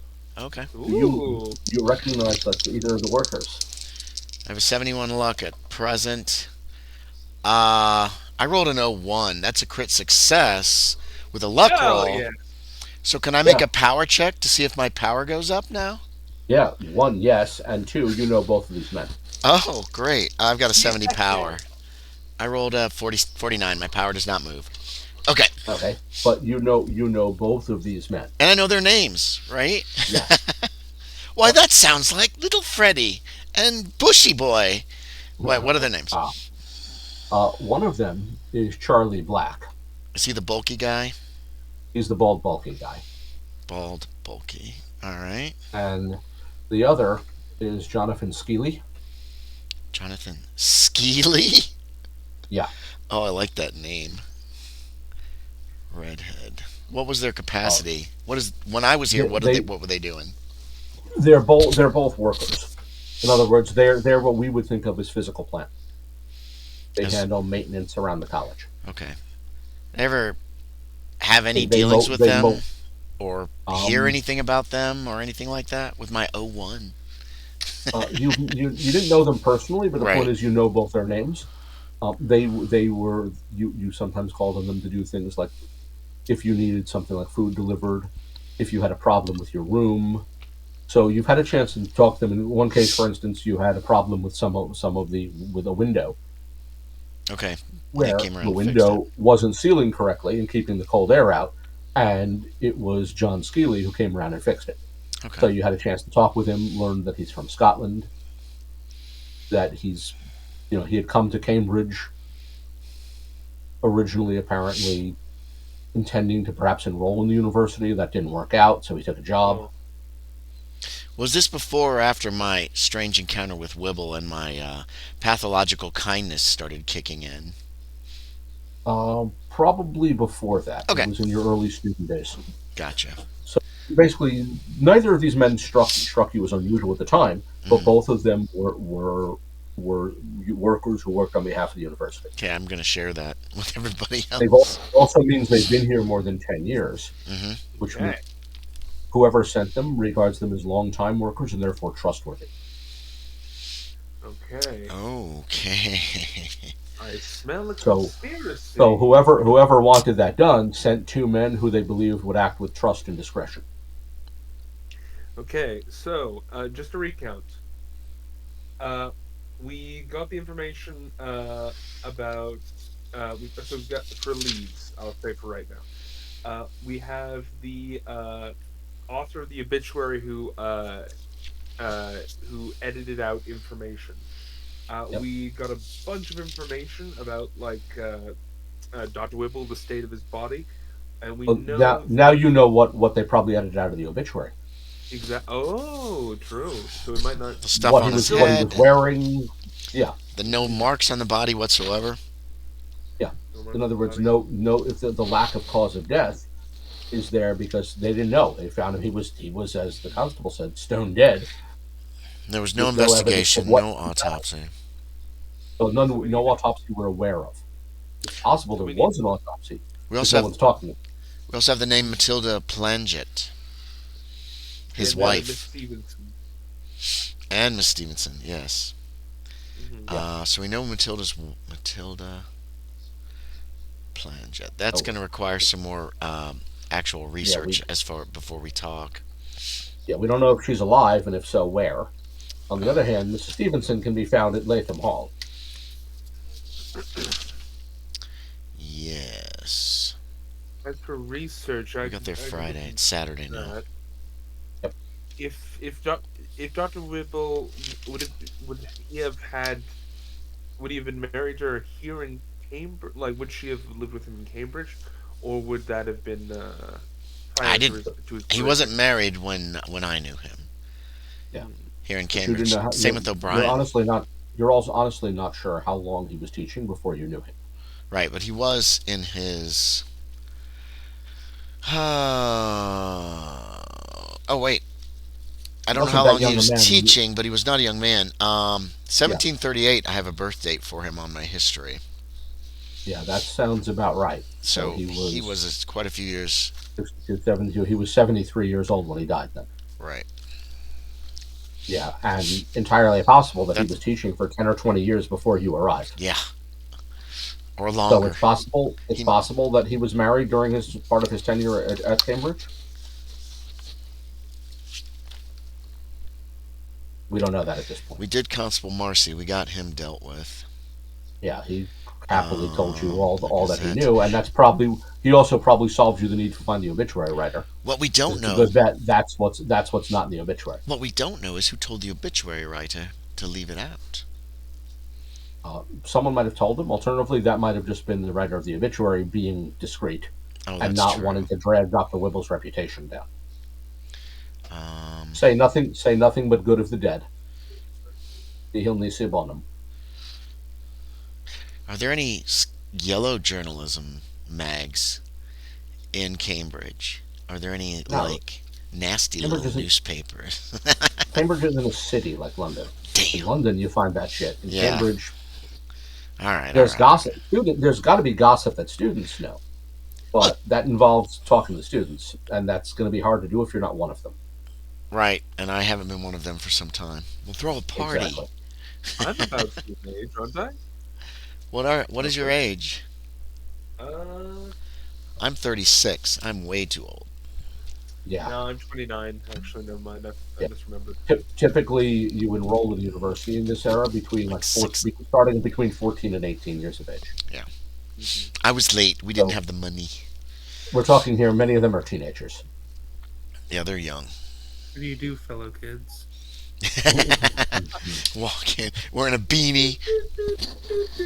Yeah, and now it's 21 Jump Street. Have a giant lollipop in your hand. I was thinking of Revenge of the Nerds, but that too. Yeah. Wasn't there an episode of that? What was that high school show that Scott Allen loved? Oh, Saved by the Bell? Yeah, wasn't there an episode when there was a narc involved or something, and he was like, "Hi," and it was who's that dude with the bug eyes? That actor, he does a lot of work. He's hilarious. Peter? Like Steve Buscemi? Yes, Steve Buscemi came in and he's like, "Hello, fellow students," and he's dressed, and he looks like he's. What'd you say? That's what Josh was referencing. Is it? Okay. Yeah. What is that from? Yeah. It's when he's dressed as a skater and he has a skateboard over. But what show was that in? Was that 21 Jump Street? I always thought it was like an SNL skit. I didn't know. Oh, it might have been. It might have been. Okay. Yeah. It won't work. Probably wasn't 21 Jump Street. They tried to sell that as a serious show. Okay. So I'm not very good talking with people. I never have been. So you've got all that. You've also got the possibility of getting into Dr. Wibble's apartment or into his office. Yeah, well. Although I'm not sure how you would accomplish either of those. We're going to have to break in at this juncture unless somebody makes close friends with Mr. Who was the gentleman who said... One gentleman said he sealed... Mr. Dale said he sealed Dr. Wibble's apartments. So if somebody could become buddies with him, that might work. That was the constable, I believe. Yeah, no, Mr. Dale is the guest room keeper at Trinity Hall Guest House. Oh, okay. Oh, not Mr. Dale. Then somebody else said the constable said he sealed the room, but he's not responsible for maintaining that. I thought someone else said that they did that. Someone sealed up Wibble's apartment, but we're not sure who's currently maintaining it, if anyone. Yes, is anyone any good at opening locked doors without a key? An honest man, Dr. Payne. Oh, someone might have taken it up as a hobby. You never know. Is Locksmith even on here? Yeah, it is. Locksmith's on there, so I don't know if anybody was any good at that kind of thing. I've never tried, but there's no better time to learn. I say we go 1%. No. Right. We're breaking. All right, so we've got the names also of these two men. I got a better chance at lying. Yeah. Okay. Who wants to do what on Saturday? Saturday's a work day. Everybody will be still going around. Yep. I think we should interview Miss Stevenson because she might be able to provide at least some insight That's a good into idea. Dr. Whibble's temperament leading up to his death. I will also say that if we need to talk to students, Baker and I did make the acquaintance of a few of the attendants at the local library. They might be able to, if not shed insights themselves, tell us who we need to talk to Well, get a better idea. Well, that's not a bad idea. The pulse of the student body. Right. I can look into. I can do some research on Wibble's wife, Matilda Planget, see what I can find out there. Good idea. And just. We shall. You go first. No. I'm just thinking out loud. Oh, I could go look up Mr. Black and Mr. Skeely as well.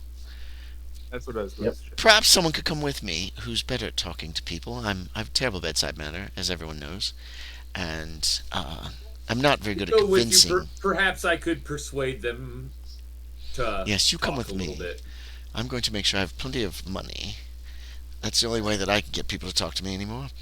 Yes, so that's our plan. All right. Illingsworth and I are going to first kind of go looking for Black and Skeely, just see if we can figure out where they are around campus, if they're busy or something.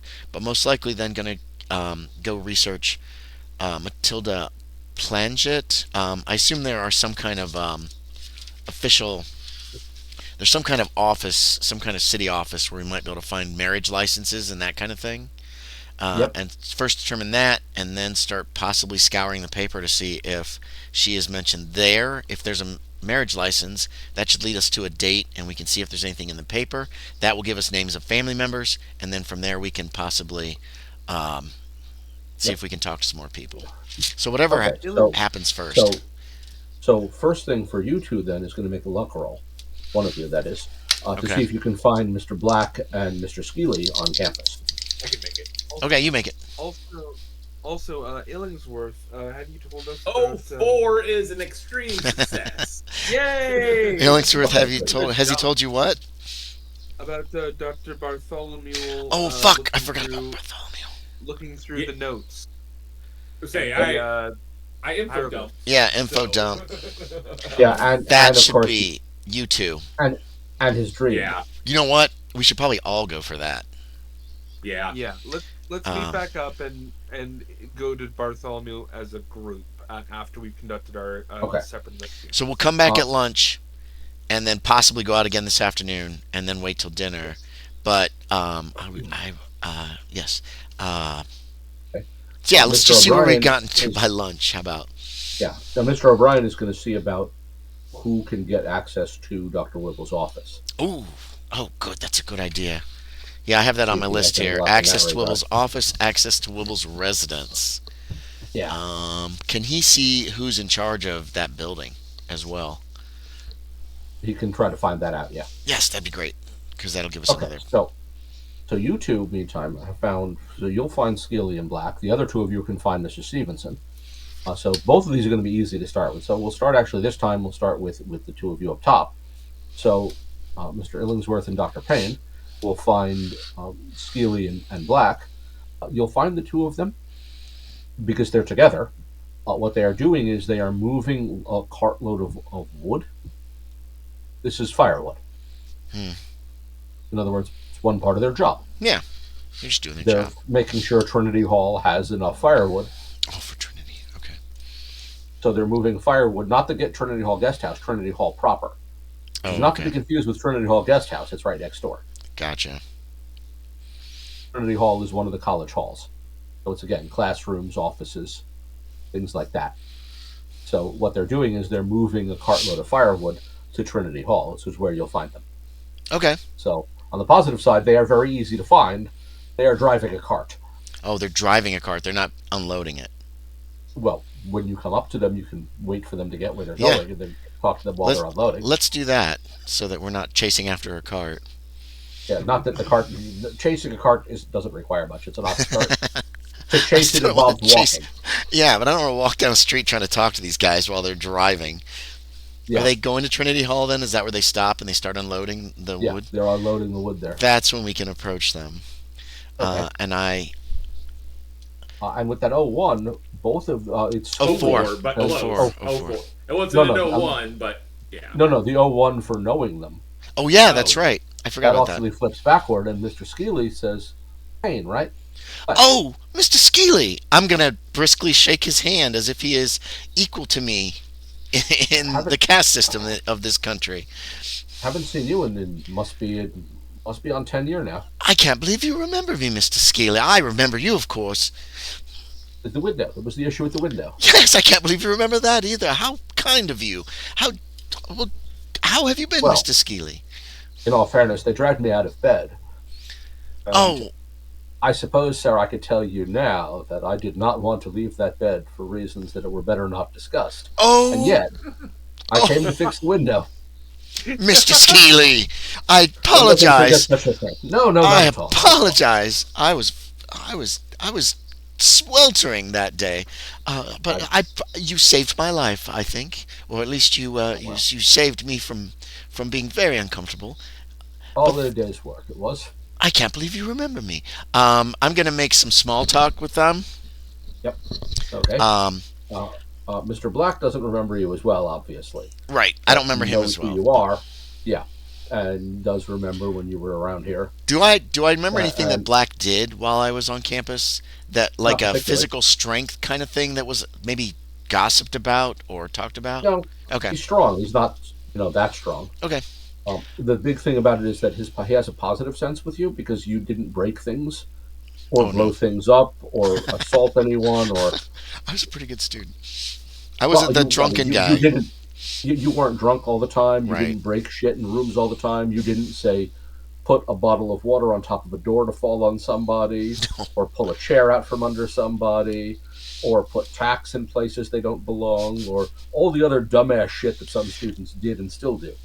So he very quietly appreciated you're not breaking things. Okay. Is he telling me this? Or is this just something I assume?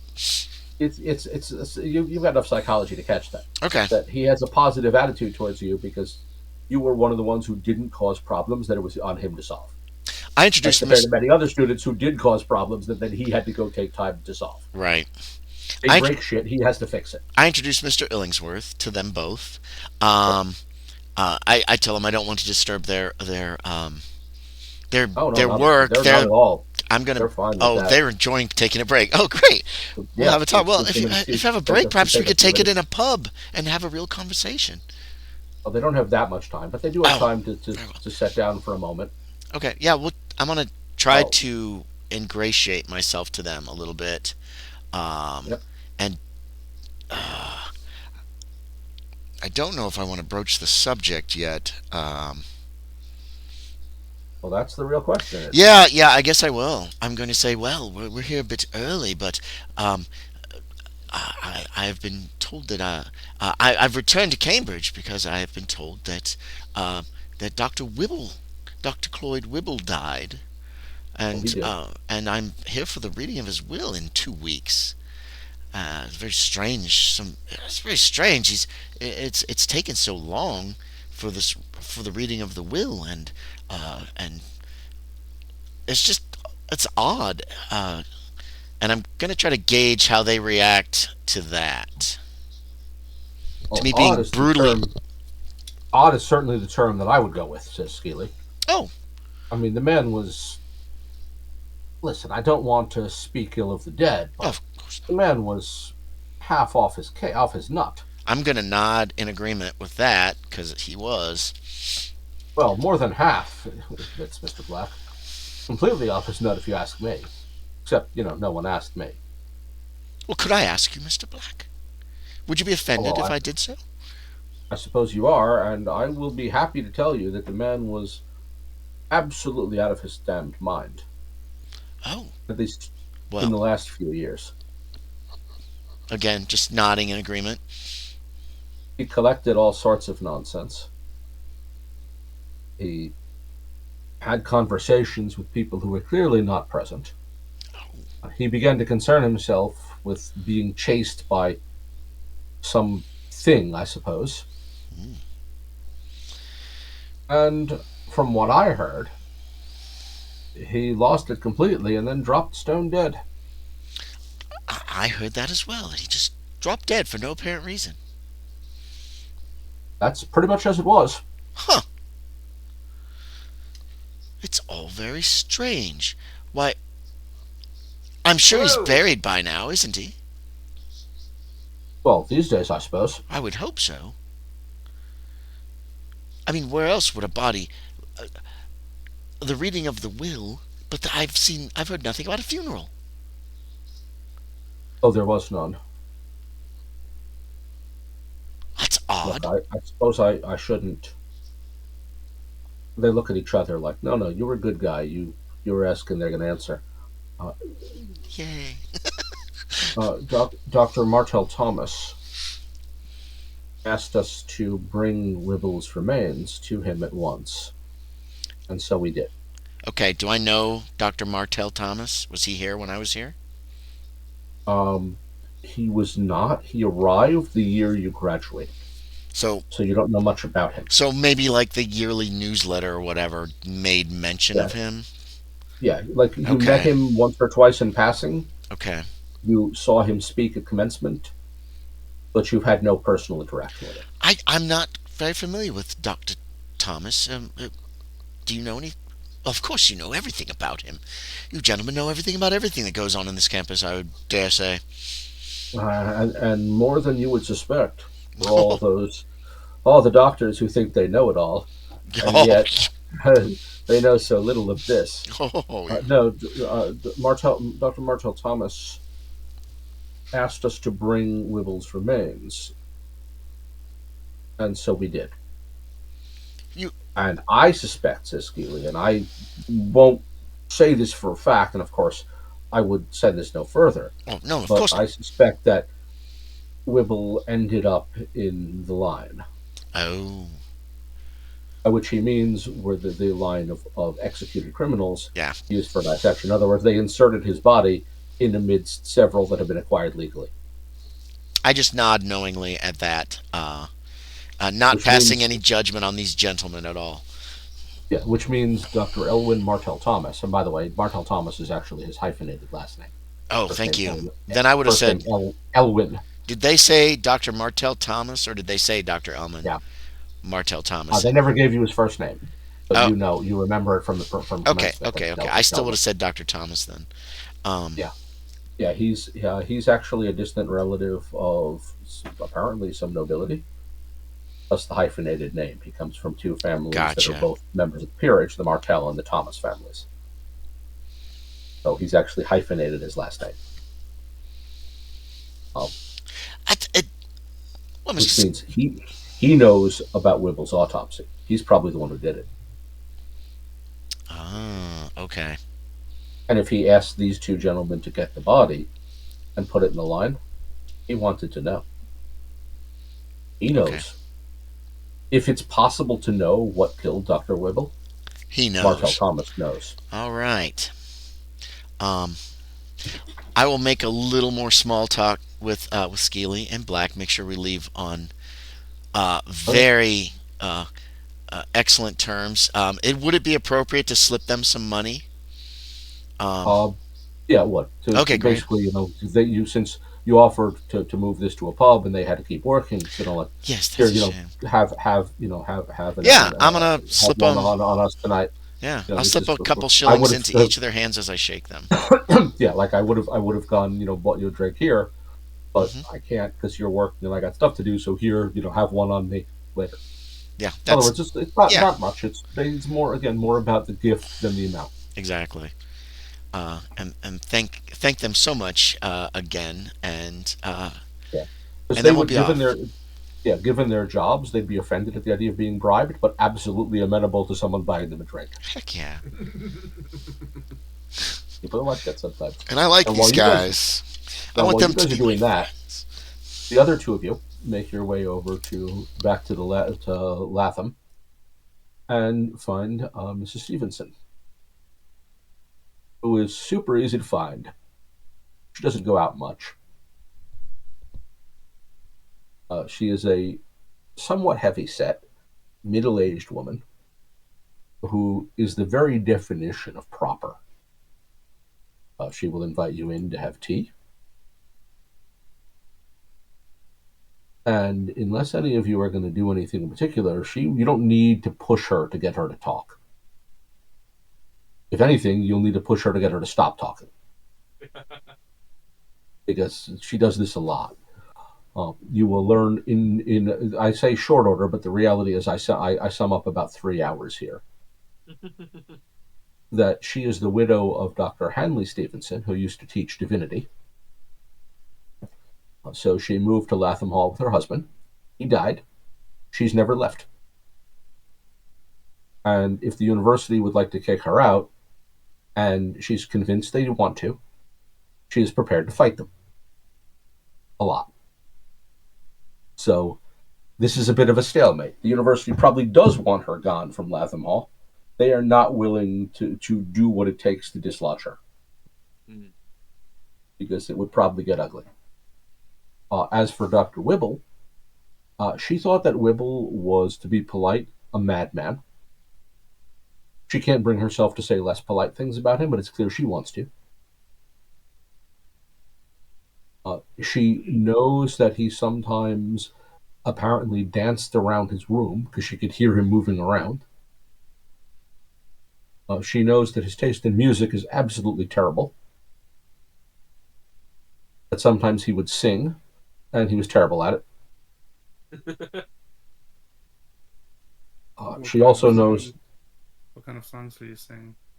She paid no attention. They were terrible. Whatever they were just bad. And his singing voice was, as she describes it, atrocious. So, poor choice of music sung by an incompetent singer with a bad voice. That's her entire take on his musical selections. I love her. Yeah, she pulls punches only because of politeness. But she is perfectly aware of all of this. She's also aware that Wibble had few or no visitors, with the exception of some of the students that served as his assistants. And she knows that he periodically would take deliveries, including parcels that she's pretty sure were books, and one large parcel that she recalls him paying in gold guineas for. Because, of course, she looked out to see that. He paid the delivery man in guineas. So whatever it was super expensive. Give you good money, it's the gold mask that Constable Marcy saw. Or crown, or whatever that thing was. I try to direct her memory to the night of the death to see if she picked up on anything in particular besides the thump. He had been quiet that night. He hadn't been singing, and that was pleasant. And she was up reading, because she doesn't really sleep anymore, and hasn't since Hadley's death. So she was reading, and she recalls the candle had burned down, so she got up to get another one from the pantry, and heard the thump. That sounded distinctly like someone falling down. And it took a moment to realize which direction it had come from. She then decided if she wanted to do anything about it, gave a long thought to simply ignoring it, because frankly she didn't think much of Wibble, and then decided that she probably should say something. So she got fully dressed again and went downstairs to get the Latham Hall manager. I make sure to praise her her Christian generosity there, and that she truly is a moral woman for putting herself out like that, having to get dressed in the evening. Well, it seemed like he might need some help. And she actually chuckles at the idea of being a particularly good Christian. As in, she's pretty sure that there are things she's going to hell for already. So whatever. Yeah, yeah. I'm just trying to boost her ego a little bit. Grease Yeah. the wheel. Yeah. Well, she also knows that Dr. Wibble was fond of ordering books. She knows that because she and he use the same dealer.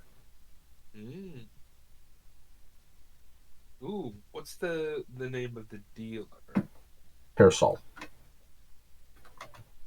Sorry? Pearsall. Pearsall? Oops. Yep.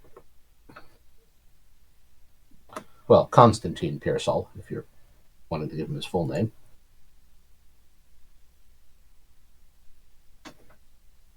Excellent. Thank you.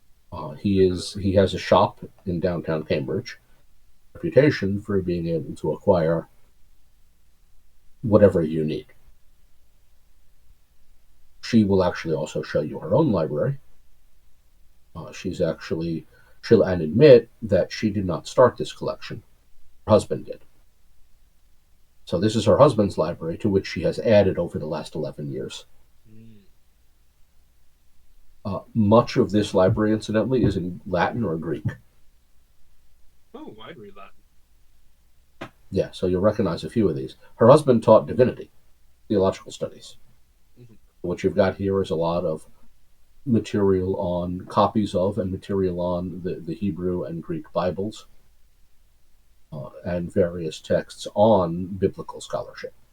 Can I just do a quick glance over to see if there are any texts of interest besides stuff that I've read, like probably already made my way through before? A library use roll will tell you if there's anything that you're unfamiliar with, or at least something that stands out. Can't take time on this, of course, so it's got to be a roll. Yep. Because it's a glance kind of thing. 88, so fail. Yeah, so no surprise, a lot of the books have no title on the spine. You'd have to really open them up to see what's actually here. Mm-hmm. But the important part that you'll get from this, at least, is that she uses the same book dealer that Wibble did. Mm-hmm. And we've got the name. Yeah, Constantine Pearsall, who has a shop downtown. Do we have the name of the shop? It doesn't have a proper name. It's Pearsall's. Okay. What she can tell you, though, is that it is on Trinity, where Trinity Lane meets St. John Street by Rose Crescent.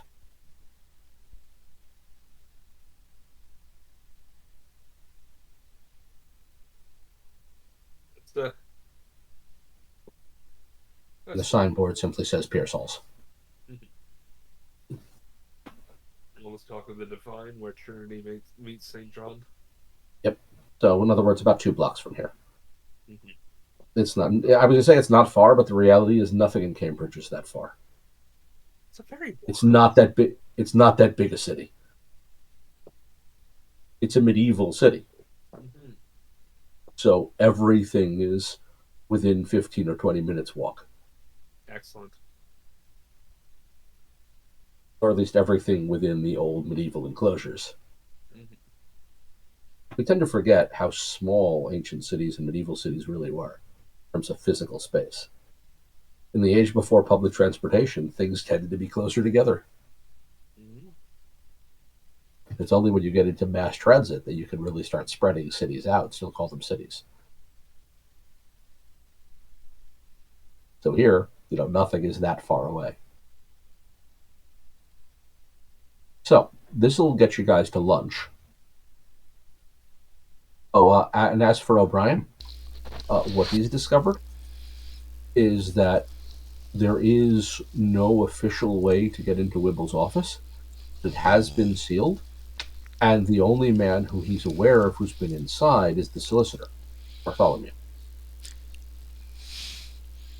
We should go talk to him this afternoon, then. Who may well, in fact, have a key. Yeah. And wait, one of you visited Bartholomew. Notice he had a list? Yeah, that. What do you want? That's a catalog of the items in the office. No, we're not going to steal anything. Maybe. Well, I'll tell them about. If you want to know what's in the office, much of it is probably in that catalog. That's true. I tell them about Dr. Martell Thomas, who probably took the body. He needs talking to. But perhaps we should go talk to Mr. Bartholomew. Yes, we should also, Did if you? we want to, if we want to get a better grasp of exactly like what Wibble was looking into, we can talk to his book dealer as well. Mm-hmm. Did you find out who's in charge of Wibble's building, where his apartment lies? The constable. Sorry, no. The Miss Stevenson did mention the building manager. What was the building manager's name? Carson Howard is his name. One Carson Howard. Stevenson said that he was a decent man. Damn. Although he admits that she will admit that he is prone to gambling. Oh. She doesn't like that. Oh, then maybe he needs money. Yeah, so he might in fact be amenable to bribery. Yeah. If he's been losing at gambling, he might be amenable to bribery. She regards him as a decent man, and the fact that he's mired in the sin of gambling bothers her because she thinks of him as an otherwise good man who just has this one really bad habit that he just needs to get over. So she told him all that. Oh. Did we mention Miss Stevenson does little but read and gossip? We might be able to get into his apartment then.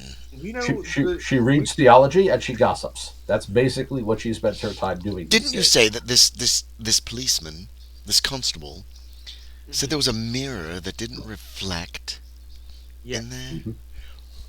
I'm looking at Connor. He knows more occult stuff than I do.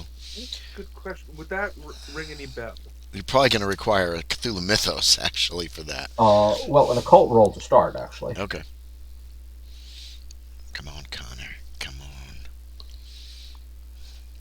on. 51, that's just a normal success. Yes. Well, mirrors, of course, are used in all sorts of magic spells. Mm-hmm. The idea that they're reflective. In this part of England, though, when it comes to England and academia, the place the mind goes first is the work of Dr. John Dee. Who used a allegedly non-reflective mirror as part of using a spirit guide, in fact a young man, who supposedly communicated with angels. Him and Kelly. Now, my character wouldn't know that. That was 200 years ago, 300 years ago. Yeah, well, that's what the occult role is. That in this setting, that's the first place the mind goes. And you tell us this, Edgeworth? Yeah, I relate. Dee's mirror. But this, according to the constable, this mirror doesn't reflect. How does that work? That may be the kind of thing that Dee was actually using. In other words, not a proper mirror, but a surface that's designed to be that way. To look like a mirror, but it's not a mirror. Yeah. So just maybe black, a piece of glass over like a black background. Okay, that's. Or weird. It may have been something like an obsidian style glass, which does reflect, just not very well. Okay. Yeah, all he had was a dark lantern. You told me that he repeated that like 12 times. Yeah. Also, what was the gold mask thing he's describing? Is that a pharaoh's crown that he just doesn't know what to call it? Is it? Is it Edgeworth? We don't know. That's the point. The problem there is you've got Marcy's understanding of the world. As a player, that's what I'm picturing it as an Egyptian headdress. But as a character. As a character, though, I have no idea. I don't know much about it. Two of you have looked into Egyptology, so you recognize an Egyptian pharaoh's headdress when you saw one. The point is, Marcy probably did not recognize it as such. Same for me. Should we all go talk to Mr. Bartholomew before we split up again? I'd like to go talk to Martel Thomas this afternoon if I can find him. And it sounds like you want to go to a bookstore, Edgeworth. Yes, why don't we talk to Bartholomew as a group, and then we split ways. You can talk to the good doctor, and then we will inquire about the books. Okay, so first thing then is back to the bishop's hostel, where you will find Mr. Bartholomew, who has not left his room. He will, if you apply at the entrance, and the keeper will send up. I thought there wasn't a keeper during the day. Oh, you're right. You came in the daytime, so you can it's right on up. 1 in the afternoon or so. You're right. Illingsworth can lead us right to his room. Yep. And knock on the door, and he'll invite you in and apologize for the lack of chairs for everybody. That's okay. I'm comfortable standing. Is the window closed? Yes, and it shouldn't be. Do you mind, Mr. Bartholomew? And I'll point to the No, window. not at all. Thank He you. waves it And I'm going to open the curtains and let sunlight and air into this terrible little room. It needs it, very much so. Mr. Bartholomew, I am a physician. I'm Dr. Payne. I'm going to shake his hand and be very friendly. Okay, it's nice to finally meet you in the flesh. How long, sir, has it been since you've been out of this room? Oh, I don't know. Probably a week. Maybe more. That's terribly unhealthy. You need fresh air, sir, and sunlight. I need to finish this by a deadline. Yes, my friend here, Mr. Illingsworth, has told me that you're having some problems with hieroglyphics. May I introduce Mr. Connor Edgeworth and Mr. Thomas Baker? They are quite proficient with translations. With this Egyptian? The Egyptian, yes, sir. Oh, is there another? Have you gentlemen ever heard of Tutmos? Yes. Yes, actually. Well, a history roll would help you here. Yeah, let's see. Let's see. My history's terrible. Hey, I want to see if I know Tutmos. Oh, two! I know Tutmos! I rolled an... Holy crap. Hey. What's that? Is this an education roll or a bullshit? History. I actually get to check something off first time in this scenario. Oh my gosh, I actually succeeded on history. Me too. I got a hard success on history. 13. We all know Tutmos. We all know Tutmos. I know. You Illingsworth doesn't. Who doesn't know Tutmos? I just know what I was told earlier. Wasn't he one of those pharaoh fellows? I got into a conversation at. They wore the funny hats. They wore the funny hats. I got into a conversation at Mountbatten one night with a gentleman who said he liked to dig up old mummies, and he told me all about this Tutmos fellow. There were several of them, weren't there? 2 or 3? Yes, actually. 4, I think. 4. We have a nice conversation about Tutmos. Yeah. What kind of person? Wait, which one then? That's what he's unsure of. Oh. The man he met in his dream identified himself as Tutmos. Those of you who've been working on hieroglyphs, by the way. In your dream. His name, the throne name Tutmos, means Thoth is born. Oh. And it's Thutmose, right? Well, you can transliterate it however you like. Okay. Well, no, I looked up Tutmos online after you mentioned the name because I was curious. Yeah. Well, the first element of his name is the same as the word Thoth. It's the name of the god Thoth. Okay. Who appears in a certain spell. Some of you know.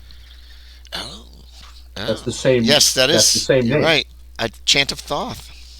Yeah. I do not tell this guy I know a spell. Yeah, his adopted name means Thoth is born, or Thoth rises. So he chose that name perhaps as a nod to exactly that sort of knowledge.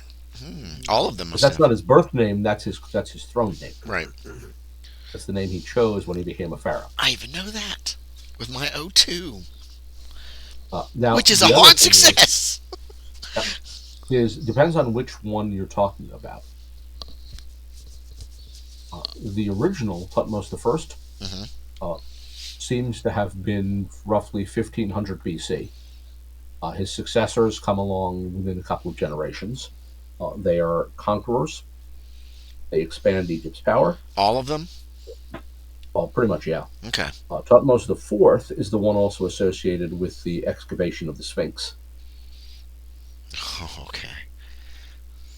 So all of them have this feel of both being conquerors and mystics.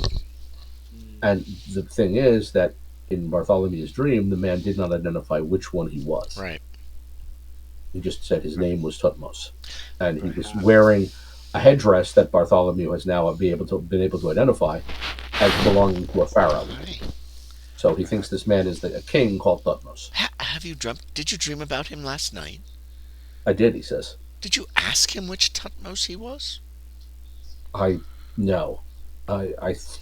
Maybe I should have, but it's in a dream. It's sort of hard to be logical. Well, okay, how far has dream theory come medically? Not very. Okay, so we don't know that it could potentially be subconscious thoughts coming out and trying to help you figure something out. Could or not? Could be. Yeah, a psychology roll would tell you that. Oh, okay. Yeah, let me make the psychology and see if I've read some vague. Yeah. Yes, success. 39 out of 57. That's a regular success. Yeah, so could point out that it was the influence of being surrounded by the hieroglyphs and whatnot. Yes, But and perhaps your subconscious mind, perhaps your inner mind is trying to tell your waking mind something that could help you with and I kind of gesture to these piles of paperwork. Oh, that seems, since Bartholomew, most sensible. The only thing I don't understand is why I knew his name. Oh, it could have been, they say the mind never forgets anything. We just don't know how to get to the information. And it's possible that you heard it as a child or someone read you a story. Might have even been in one of these papers that you looked over and you glanced over it and the word caught in your head, but you didn't really notice it. No. If you're right about that, I do know. Oh. There was a. Where was it? It was one of the campus buildings. It was Monmouth Hall. It was at Monmouth Hall. There was a statue with a placard that said Tutmos. Okay. Oh. So that's where I got it from. You're right. I did see it. Eureka! Thank you, Doctor. Here's a question. Do I know of any statue of Tutmos in Monmouth Hall? Or do I remember one from when I was here? And we didn't see any statues, at least on our little tour that we took of parts of Monmouth. Not. Okay. But there's one place in Monmouth Hall that Bartholomew's been that you haven't. Yep, Wibble's lab. Okay. Well, I don't remember a statue to Tutmos though. Oh, I think it was Dr. Wibble's. Oh, that would explain it. I haven't been in his office in years. That would make complete sense then. I saw the name there on the placard. And so when I dreamed, of course, that name is what came to me. Naturally. Yes, and it was a statue, so you knew what he looked like. Precisely. But which Tutmos did it say on the statue? I don't recall. Oh. If there was no number, perhaps it was the first one. Let's go look. Perhaps I just don't recall. You need to get outside, sir. You know what? You are correct. You are correct. Will someone clean your room a little? And I kind of look at, but do not mention the chamber pot that is almost, but not quite overflowing. I'll send for the cleaner. So you guys will basically make your way out of here and over to Monmouth Hall. Make sure he's dressed. Stop at the desk. Yeah, he'll stop at the desk to leave some money for the cleaning staff. Have the cleaning staff come up and do that. And then you look at that. You just found your way into Wibble's office. Let's go. Hey, that worked. He's got the key. Oh, yeah. I want to look at that list of shit that he's got, but at the same time, excellent psychology roll. Yeah, Dr. Wibble, I had great pulling that out that way to convince him that that's where he heard it first. Yay! Hey, dreams can be telling. People have weird dreams, and sometimes it's true. Let's go. So when you get to the Monmouth Hall and up the second floor, backstairs, and Bartholomew will take the key out. Where does he keep the key? I want to note that. In his vest pocket. It's in his vest pocket. Okay. Yep. I wish I had sleight of hand. Okay. The office is divided basically into an antechamber and then a proper office. The antechamber is set up a bit like a museum. Was it like this when I was here? Or is a lot of this shit new? A lot of this is new. Okay. There is the statue of Tutmos. Well, it's actually just a head. The bust, yeah. Yeah. It's basically, nothing but a head. Is it full size? It is life size. Okay, God. All right. In fact, it's probably part of a larger life size statue of which only the head survives. It's sitting on a stand with a card that says Tutmos. No number. Below that on the card, the word is in English and also in hieroglyph. In other words, his name is depicted in a cartouche. Okay. Because if you've been studying the hieroglyphs, you'll recognize the cartouche, meaning Thoth, and then the second one indicating born or created. So the name translates here literally as Thoth is created.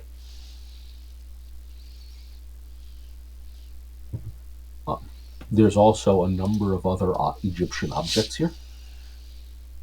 There's another Ushabti. Is it black or is it blue? This one's blue glass. Okay. The odder piece, the other piece that's odd, though, is the one non-Egyptian piece. It depicts a human form, but the statue is thin and disproportionate. Like the head is too long. Okay. The fingers and toes are too long. Is there a card? This one says Huaran. Can you spell that for me? Probably not. Is it like H war on? Q-U. Well, actually, the way he spelled it. I thought you said Huaron, but is it Huaron? Yeah, it's spelled the way he spelled it is Huaron, Hauron, or whatever that's worth. So yes, I can spell it because that's the way it's spelled there. Yeah. Okay. Hauran. Hauron is how he spelled it there. Also rendered as Ablehon, or Ablehon.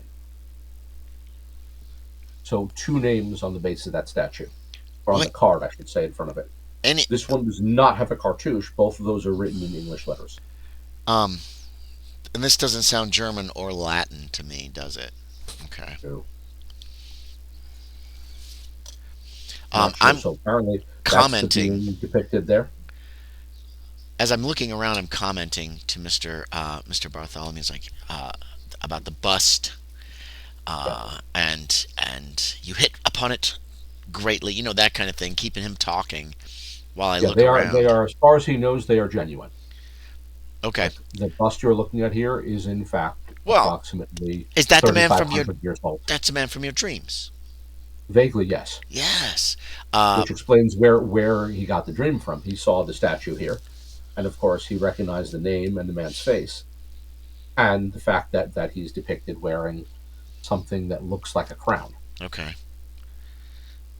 Although weirdly enough, he remembers the man's headdress having a snake on it. The statue doesn't. Although it may be that it's broken. Wrapped around it? No, it's a flat conical structure on the head with a piece here that might be a snake that's broken off. Gotcha. Okay. Like the statue originally had a snake headpiece, but that's been broken over the years. You know, think about what a pharaoh's headdress looks like with a snake coming out. No, I know, but and then imagine that broken. Yeah. So that's the weird part there, is that he imagined it in his dream it was a snake. In reality, there's nothing there to suggest it's a snake. It's just something there to suggest that something is broken. Is that all that's in the antechamber? These statues and the Ushabi? 2 statues, 1 Ushabti. Also framed on a wall is what appears to be a papyrus scroll that contains hieroglyphs. Hieroglyphs, oh God. This one is actually framed. Right. And you realize that one is not original. It's an artist's depiction. Okay. So it's probably somebody copied that from a wall or some other non-movable writing source. Nothing written, no card, no markings on the frame or around it. Okay. No, nothing on that. You have to read the hieroglyphs directly to understand that. Yeah. Okay, Edgeworth, memorize.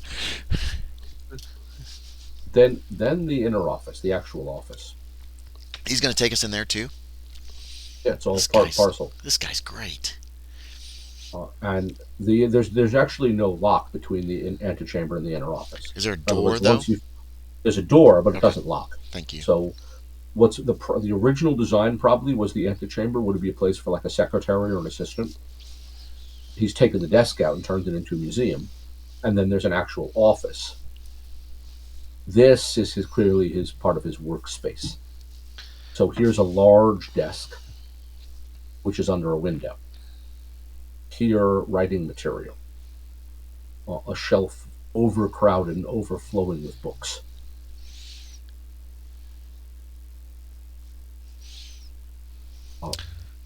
Standing in the corner, upright, is what appears to be a wooden sarcophagus.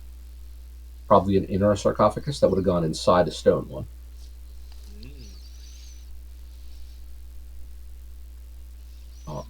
framed on the wall is a fragment of linen. The sarcophagus is just empty. Yeah, like it's just standing there in the corner, Fragment of just linen. minding its own business. Framed fragment of linen. A framed fragment of linen, which has some kind of stain on it that we're going to hope isn't blood. Again, no cards, no just. Okay. Nope. Okay, nothing good. there. Yeah. And at this point, everyone who's entered should make a power roll. Oh no! Ooh. Where's my power? Oh, my power's not bad. Let's see what happens. I'm jabbering, making small talk, blah blah blah the whole time. Yes! I made it! I just barely made it. I got an extreme success, 13 out of 70. I appropriately failed. Oh no, Edgeworth is possessed by the demon of Thoth Moses. So we're making power rolls, all right? Yes. So I got double thumbs up. Okay. Triple thumbs up. Do I spend 15 luck? Oh God. Remember, you get some back at the end of the night. Maybe. Yep. Maybe. If you live. Well, did you or no? Did you see the yellow sign? Shh. That's a different thing. Oh God, that'd be 10 times worse. Okay, I'm gonna spend it. Spend the Okay. luck. So everybody made it, except for Connor. Those of you who failed, well, also Bartholomew failed. Oh no! You lose 2 points of sanity. As you can feel there's this just gripping absolute sense that something is watching you. That there is something else here. And you'll notice, those of you who succeeded, you'll realize that the others, the two who failed, they turn and look as if they're expecting something to attack them from behind. Now, one of you had an extreme success. Yes. You actually see something moving in the background. And you are absolutely certain that there is, for a moment, something else here. Where's it coming from? I mean, is it coming from some specific area, or like from the outer office, or? Couldn't tell. Damn. In fact, I'm not sure "from" is even the right word here. Okay. So I can't position myself in front of these two. Because I don't know. I'm not sure position is even a legitimate thing to talk about right now. Okay. It's not coming from a space in the sense that your brain perceives space. Point of order. It is and that it is not. Like it's something out of the corner of his eye in a way, or yeah. Okay. And it both clearly with the extreme success, it clearly both does and does not exist at the same moment. Do I need to make a sanity check for that? Yes. That's what I thought. Also, I believe I am still indefinitely insane, so I believe I suffer a bout of madness. No. You lost 2 points. What was your current sanity at? Well, my current sanity was at fail, 32, but I still have indefinite insanity. No, you don't. Indefinite insanity only lasts like 1 to 10 hours. Yeah, that's something else. Oh, sorry. So what was your sanity at right now? What was your sanity at right now? Oh, sorry. My sanity is now at 29. So you were at 31. Okay, yeah. So losing 6 points, which would be a trigger. You've lost 2 right now. And so you're okay for the moment. I failed my sanity check for seeing something coming from somewhere and nowhere. Damn it. Right. Yeah, fail. And you're going to lose 4. Illingsworth. God damn. Okay, 4. I didn't notice nothing. And you are. I started at 40.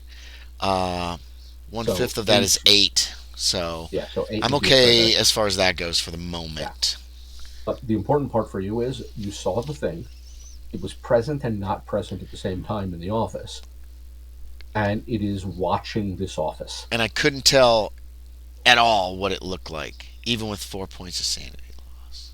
Yeah, no, it didn't. Okay. To give it a look would be to assume that it had a form that you could follow. Right. And that may be more than it's allowed. Okay. But whatever it is, it's either this office or something in it that the thing is attached to or watching or interacting with. Okay. And now it knows you exist. Oh, yay. Trying to keep my voice from shaking, I'm going to suggest to Mr. Bartholomew there might be a tome in this room that could help Mr. Edgeworth and Mr. Baker to translate. How about we take what's needed from here quickly, and I will catalog it later. How many books are there? A lot. Damn. Those of you who want to find something useful are going to need a library use roll. In other words, you could, if you had time and there wasn't something lurking in the whatever, exactly. You could go through the shelf and find what you need easily. All of you are welcome to do 53 regular success, barely. Okay. I'm just looking for the frickin' translating book that was the same as the one library use. that Edgeworth and Baker had. Yep. Nope. 98 out of 20. Is that a? That's you getting in the way. That's a crit fail. That's a fail. That's you getting in the way. Knocking books off the shelves. So did I happen to light a section of books on fire? No. How would you have accomplished that? I don't know. It's gaslighting era, and there's candles everywhere. It's not gaslight yet. I don't think. Yeah, no, this building is candles. Candle. Yeah, candles and lanterns. Gaslighting is appearing in a few places. Some places are installing. Yeah. Most people still use candles. Edgeworth, how'd you do? This office also has a window to allow normal daylight in. And I'm still freaking creeped out. I'm just getting in the way. That sounds right for my guy, though. Edgeworth, how'd you do? How about the rest of you? Normal success for me. Okay, and Josh. Baker. I am rolling now, right? Yep, library use is what you want here. Oh man, my sanity. Is a success. Success. Give everyone a penalty die. 3. Shut up. Hang on, I can't hear you. Sorry. Say again. It's a success. 42. Okay, so 3 regular successes, which means that you'll get at least some of what you wanted. First off, your focus on the Oedipus Aegypticus. Yep. That's a big, thick volume and easy to secure. So grab that. I got it. Secondly, his copy of Thornhill's dictionary. Oh, he had a copy. Okay. This is the original production of it. What you saw was the notes for his second edition. So this is this one is titled The Garden of Horace. Garden of Horace. That's awesome. So it's at first confusing until you recognize Major Thornhill's name and realize, oh, okay, this is the earlier edition, the print edition of the one that you wanted, that you saw and may have been making use of. And then the third, and so it'll be basically one for each success, as it were. The third is a Latin work on the wisdom of Hermes Thrice Blessed. Hermes, isn't that and the reason Triscarius or something like that? Trismesticus. Hermes Trismesticus. The reason it catches your eye is because it's got that title on its covers, including an Eye of Horus. So the text is in Latin, but it has the symbol of the Eye of Horus on the cover. So we snatch it, and then we scurry out of the room. Yeah. So those are the 3 you grab, leaving the rest. Because nobody else wants to be in here. When the door closes, is there is it good? Is it better? Not really, no. God damn it. Okay, let's get out of here. I don't think a door is going to keep that thing out. All right. Yeah. Yeah. How do you keep a shadow out? I'm heading out. Shut up, Illingsworth. I head out of the room. I head out to the hall, actually. Yep. So you've got those 3 texts. There was probably more of utility there. Just nobody wants to stick around long enough to go through it all. Illingsworth didn't mind. Oh, sorry. I didn't care. Oh, so please go back in. No. He felt like he was no use. Like he was just in the way more than he even felt like he was in the way. Now the other thing you could do while you're in Monmouth Hall is you could see if the other fellow you're looking for, that would be Doctor. I just lost his name. Martell Thomas. Yes, Elwyn Martell Thomas. I hand over the hieroglyphics book, the one that I had, to Edgeworth. Okay. Yeah. Now this you have here. This is Dr. Wibble's personal copy of the Oedipus Egypticus. Yeah. And if you open it even briefly, you will notice that it also contains his handwritten notes in pencil. That's what I was hoping. That's what I whispered to Edgeworth, see if he's annotated it, because that's what I was hoping for when we talked about it before. Yeah, so this is not only a copy of the original text, it also contains his handwritten annotations. Yeah. So this one is super useful. Or at least, once you get through several hundred pages of it. You have to read that for hours, unfortunately. It is dense. It is dense Latin with hieroglyph. He annotated it in Latin? Oh, of course. The text is in Latin. His annotations are also in Latin. Okay. You asshole. And the worst part of it is his annotations are actually in Latin abbreviations. Oh, yay. I should have put it in my history. Only knows English. Yeah. Listen. Latin abbreviations give us all sorts of weird things. Probably the most infamous one. I know. It's from the way monks abbreviated stuff, and bad Latin from the 16th century. So, hoc est corpus meus. This is my body, which is where the priest transubstantiates the wafer. Right. Becomes hocus pocus. Why does that seem appropriate?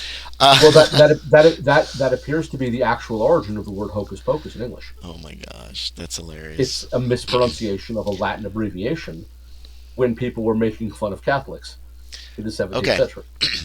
Well, Mr. Bartholomew, after we're in the hall and have closed Dr. Wibble's door and he's locked it again. Yep, he has. I'm going to say, fumbling with the key, by the way.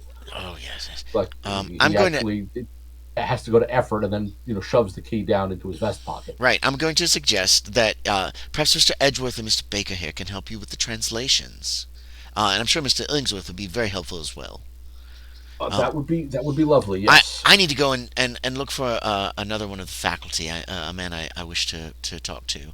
I frankly I'd be happy to leave this building behind. Yes. That sounds grand. I'm going to go back to my room and get back to work.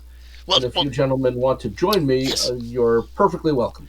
I'm going to slap Illingsworth on the back, but I'm going to grab him by his coat before he can walk away. Okay? And as the other three walk away, I'm going to get to Illingsworth and I'm going to say, try to see if you can get that key from him. Ask him if you can have it in case you need more books from Dr. Wibble's office. Can you do that, Illingsworth? I'm terrible with people. You know that. I can't do it. I can try. Just see if you can convince him. Or see if Edgeworth or Baker could do it. Anyone. Anyway, that's the plan that I relate to Illingsworth in the hopes that perhaps we'll be able to get into that office and steal some shit out of it at some point. Okay. And then I'll go look for Martell Thomas. Okay. So are the rest of you actually leaving Monmouth Hall at this point? Yeah, I'm heading with the group then. Okay, so you guys are heading back toward the Bishop's Hostel. I can't say Bartholomew. So you guys are heading back to Bishop's Hostel with Mr. Bartholomew, and your now slightly stolen books, which he will annotate in his list when you get back. So they're not technically stolen, just borrowed. Borrowed. They are borrowed. Is what they are. We're helping.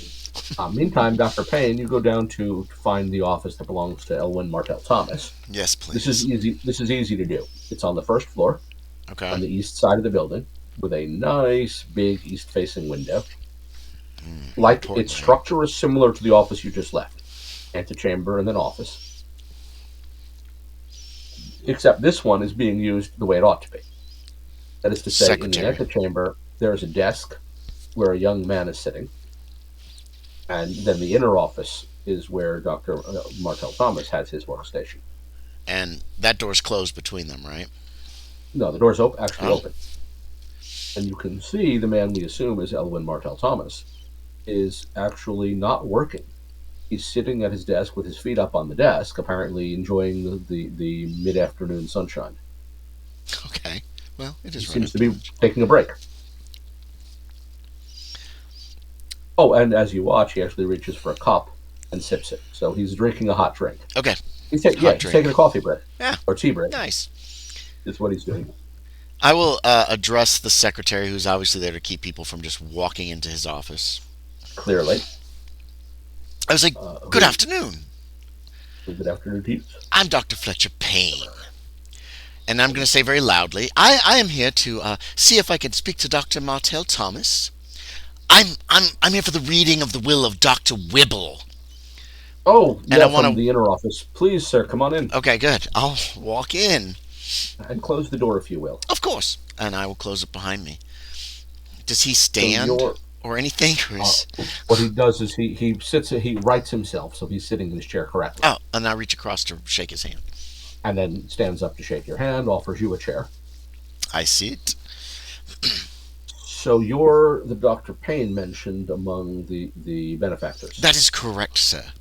I don't know why I'm among the benefactors. I'm not a relative. I'm not a... I was not particularly close with Dr. Wibble. Did you know him very well? Mostly in death. Oh, how so? More so, did you know him well? I did study under him for over a year. We did certain dissections together, yes. Dissection? Yes, of anatomy studies and that kind of thing. Tell me about this. Oh, of course. I'm going to tell him just about the fact that we would, remove body parts, check them over. If you want a fast talk from me, excluding information of the weirder sort, like dead man screaming. This is going to be a resisted roll because it's clear he's fishing for exactly that sort of stuff. Yeah, is it clear? He doesn't know what you do, but he wants to know. What I know. In other words, he's working to get this out of you. Okay. So what do I get a roll? Do I need a psychology or a fast talk? You can match him with a skill of your choice. I would prefer psychology to try to. Okay, what's your psychology score? My psychology is a. We'll do this as a resisted 57. roll. So if he's trying to make a roll against me, he's going to have to make a hard success. Yep. So both of you will do that then. I'm trying to feel him out while he's trying to feel me out. How about that? Exactly. Do you want me to make a psychology check, or is it just him? Yeah, you should as well. Mm-hmm. He gets a regular success. 90. That is a fail. I totally failed. So it's obvious that I am not telling him everything.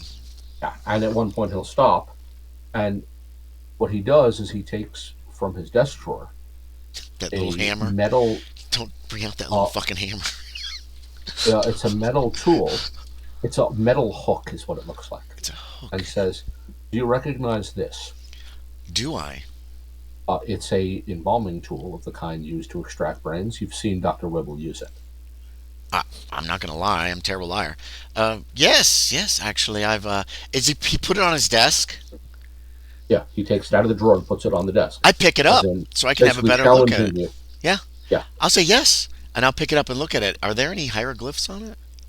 Not on this one. Okay. But Wibble's did have hieroglyphs on it. I'll say, but this isn't Dr. Wibble's.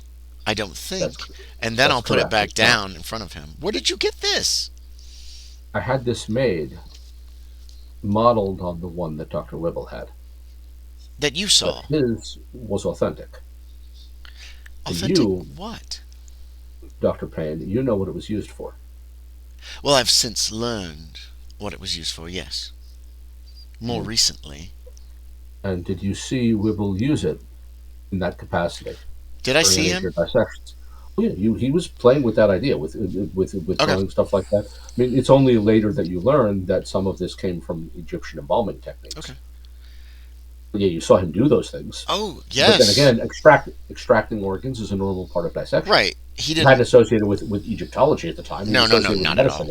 You know what? I will actually say that I did see him use this. I thought it was normal practice for dissection at the time. I've since learned I was mistaken. No, he was not dissecting. He was embalming. Oh, wait, was he? I don't say that. I'm asking you, Kevin, as a keeper. Was I involved in embalming bodies? I thought I was just cutting them up and You were. exploring them. You didn't see any embalming take place. Then that's what I asked him. Was he? There was no. I believe. I I didn't see any believe so. embalming. Except if you didn't see it, I spoke to Mr. O'Brien yesterday, Oh, and he did not see it either. Brian didn't tell us this, did he? No, he didn't. Oh, oh, no. I So, never. I. did I you have. ever remove the? Did you ever remove the eyes? Did I? Yeah, you've removed every organ at one point Oh, or of another. course. Eyes, heart, liver. I just go down the list of organs that we removed and examined on several of the bodies. So he did not embalm the bodies, nor. Not to my knowledge. So what was he doing then? I assumed that he was examining the organs for science. That's what I was He doing. was, and more than that. Such as. God damn it! I don't know. I hope you or Dr. O'Brien would have shed some light on the matter. Well, I know Dr. O'Brien. I didn't realize he had spoken to you, but I Yeah, know that he was Dr. Wibble's assistant, servant, he was. for quite some He, time. he was one of a number that he employed at Yes. various points, but none of them knew what he was doing, what he was really doing. Well, what do you think he was Why, doing? I'll be damned if I know, and that's the Oh. problem. Even his Well, corpse provided no clues. what did you do to with his corpse, Doctor? I asked that like I already know that. I asked it in as casually as I possibly can. And what I did you do with his searched for, corpse? for I searched for what killed him. And I just raise my eyebrows and look at him. Nothing, sir. Well, he was quite old. There was no. I start rattling off medical terms for like heart attack at the time. Like there was no obstruction in No, this. and no, and none, and no. It wasn't a stroke. It wasn't this. It wasn't that. You examine his brain. I would stake my reputation to say that I cannot, with confidence, state the cause of death. The man just Well, died. certain people just die, don't they? No, no. Every death has a cause. Yes, I suppose that's true. Now, most causes are hard to find if you can't go through the body. I went through that body, inch by bloody inch. Pardon my language. Oh, of course. And I could not tell you what killed this man. He just died. And if I were a He religious just man, stopped living, you mean? I would say that his soul simply left. Interesting. Now, that's not actually a thing, nor is that a way people die, No. really. And yet, No, no. it is the best explanation I can offer. I was hoping you would shed some more light on the matter, and yet you seem to be as in the dark as I on this matter. Perhaps you could answer me a question: Is what did you do with Doctor Wibble's body once you were finished with it? I returned it to burial. Oh, where? His family wanted nothing to do with the matter, I understand that. and the university was willing, so he was interred locally. And where? Where was that? Is there only one cemetery in Cambridge? Uh, no, there are quite a few, actually. Which cemetery? Uh, King's College Chapel. Oh, okay.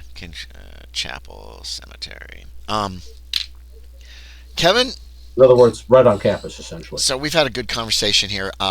Do I think I can trust this guy? Do you want a psychology check to see if I think he's being straight up Well, with me? psychology won't help you much here. The question is, Okay. he seems to be, as far as you can tell, he's confused as to what Wibble was doing as well. He believes Wibble was doing something that he doesn't want to state. But he hasn't said. But he doesn't He know. hasn't said it. But he doesn't know. He was hoping you knew more than he did. He was hoping O'Brien knew more than he did. Did O'Brien tell you about anything strange that happened with Dr. Wibble? O'Brien did tell me that Wibble's growing interest in the study of Egypt. Oh, yeah. Given this tool, which I understand is Egyptian, I That's what I was told. assumed that he was studying the techniques of embalming for reasons I could hardly begin to guess at. We never embalmed anyone, to my knowledge, but No, and there nor was did Mr. O'Brien in that matter. there was a strange circumstance that happened while I was working with Dr. Wibble once. Please. Seemed quite. I tell him the story about the man that was screaming and Wibble claiming it was just a reaction of the nerves of a dead body, and then pounding his little head until he stopped screaming. And I admit to him that I was young and didn't know medicine or science as well as I do today. Well, he listens and then tells you what you already knew about the encounter O'Brien had. We told him about it yesterday. The lady that's the lady's wheezing or whatever the hell it was. Yeah, and then what he does is he arrests me, goes over to a bookshelf and takes down a particular folio. It's no title, it's a collection of notes. Now, what I'm about to say, I trust you will keep in the strictest of confidences. Of course, sir, as I expect that you will. Naturally. Are you familiar with the term necromancy? Want me to make an occult check? Either occult or religion. The term does occur in the Bible. Occult is 5, religion is 10. Ooh, I'll make a religion, see if I can pull that off. No, 52. It's a fail either way. I just shake my head. Yeah, I mean, you know the language. Necro is from Greek, dead. Something having to do with the dead. Having to do with the dead, yeah. Yeah, and Mansos. And I'll say that. I'll feel it out. Something to do with the dead. Yeah, control of the dead, perhaps, is Greek, blah, blah, blah, blah, blah. Just what you just said. In those who believe in such things, it is the art of communicating with the dead. Oh, like seance.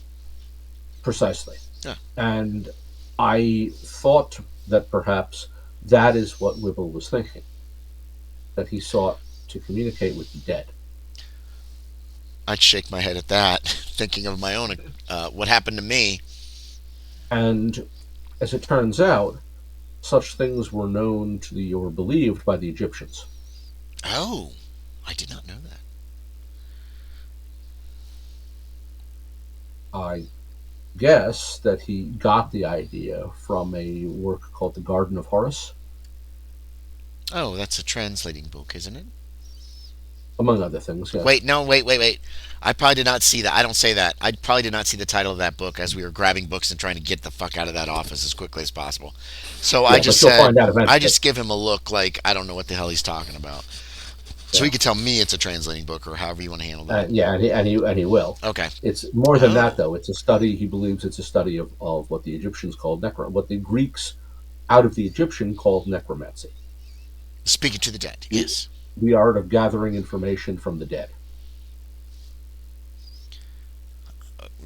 And he believes that that's what Wibble was doing, was seeking to communicate with the dead. Using these tools, these embalming tools. Precisely. Somehow. That these were tests. And should it be successful, then he would have the ability to communicate with anyone whose remains he could locate. Imagine being able to speak with Alexander the Great. Oh, yes. Oh. Or Napoleon or Jesus. Well, that might be a little more difficult. And possible, I would say, if there's no remains. Well, such as people say. The point of the matter is that that's what I believe he was up to. Huh. And I believe the reason that he went through assistance as frequently as he did was to keep any one person from seeing the whole picture. Interesting. Odd. Did when you dissected him, you put everything back before burying him, or? Yes. The Egyptians used to pull organs out and put them in jars or something, didn't they? I believe. Huh. I'm looking at the fold, and then I look at the folder that he's got in his hand. Yeah, he's opened it. It's his notes on the Garden of Forest. Oh, okay. He's read Garden of Forest and taken some notes. Huh. Well, I'm afraid I don't know anything else, Doctor. Well, aside from the strange things that happened. Although I do have some names for you. And I'm just going to blow those names out of all the other people that I know whose names are supposed to be coming to the reading of the will, including a couple of the doctors, and he can shed some light on that. He can shed some light on that, and we're gonna have to wrap up here in a moment. Yeah, this is a nice point to wrap up on. Okay. That as far as he knows, several of the other names of the people you've listed there also worked as Wibble's assistants at some point.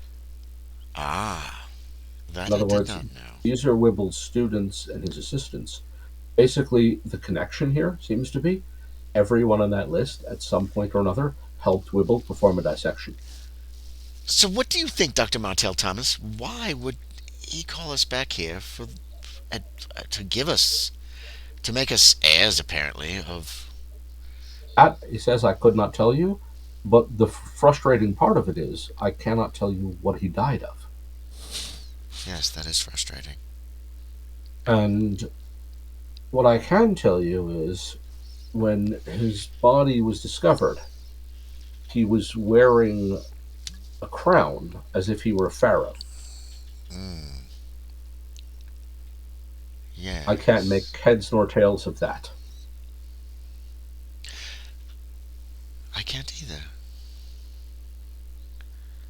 Well, be that as it may. Well, Dr. Martell Thomas, if I do learn anything, I will tell you.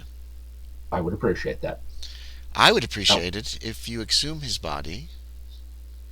That may be difficult. Why? One would need a dispensation from the cathedral for that purpose. Well, it might be better if Dr. Wibble were cremated. That's my thought. Now, be that as it may. Now, one more thing. So now you have a connection. Now you understand the list. Mm-hmm. The rest of you, meantime, back to Bartholomew's room. Oh boy. Set to work. And we'll get to the details of that starting next time. But now you have Wibble's own copy of the Oedipus Egypticus, which means now you can start to get at what he was actually doing. Yeah. And while there are certainly some elements of necromancy in here, I'm not sure that was all of it, because necromancy alone wouldn't explain what that thing was and why it knows we're out here. Yeah, we need to get the rest of those damn books. Yeah, we'll leave that off for this week. Write that down, Edgar Illingsworth. Get that key. Yep. Okay, so let us wrap things up there as it's 11 o'clock. Yeah. Whew. All right. So, progress made, stuff learned. Yeah. And a few points of sanity secured. Damn you. Martell Thomas. Hey, everybody, check your luck. Do a luck check. See if your luck goes up. You're supposed to do that at the end of every session. This is true. Damn it. 46. Nope. Mine's still the same. My sanity's... I might be crazy by the end of this, especially if Wibble comes walking around with his organs in his hands or some bullshit. It's rolling higher then, right? Yes, you want to roll higher than your current luck, and then you roll a d10 if you do so, and add that to your current luck. For Wibble to do that, he would have to dig himself out of the grave. Ooh. Maybe we should go and dump some cement on his grave, too. He thinks... Martell Thomas thinks he's trying to talk to the dead. I have some different thoughts on that. Yeah. But it would be crazy thoughts to actually voice them. And I think the other thing is I think you really need to see what's in his apartment. Who was assigned that? Oh, we got to find out who the guy is who sealed the room, and then we've got to freaking bribe his ass or something. So we know who sealed the room. It was the constable. Yeah. No, the constable did the initial sealing, but then there was somebody that is in charge of that place that really sealed it up. That's Carson Howard. He's the manager there. That's who we need.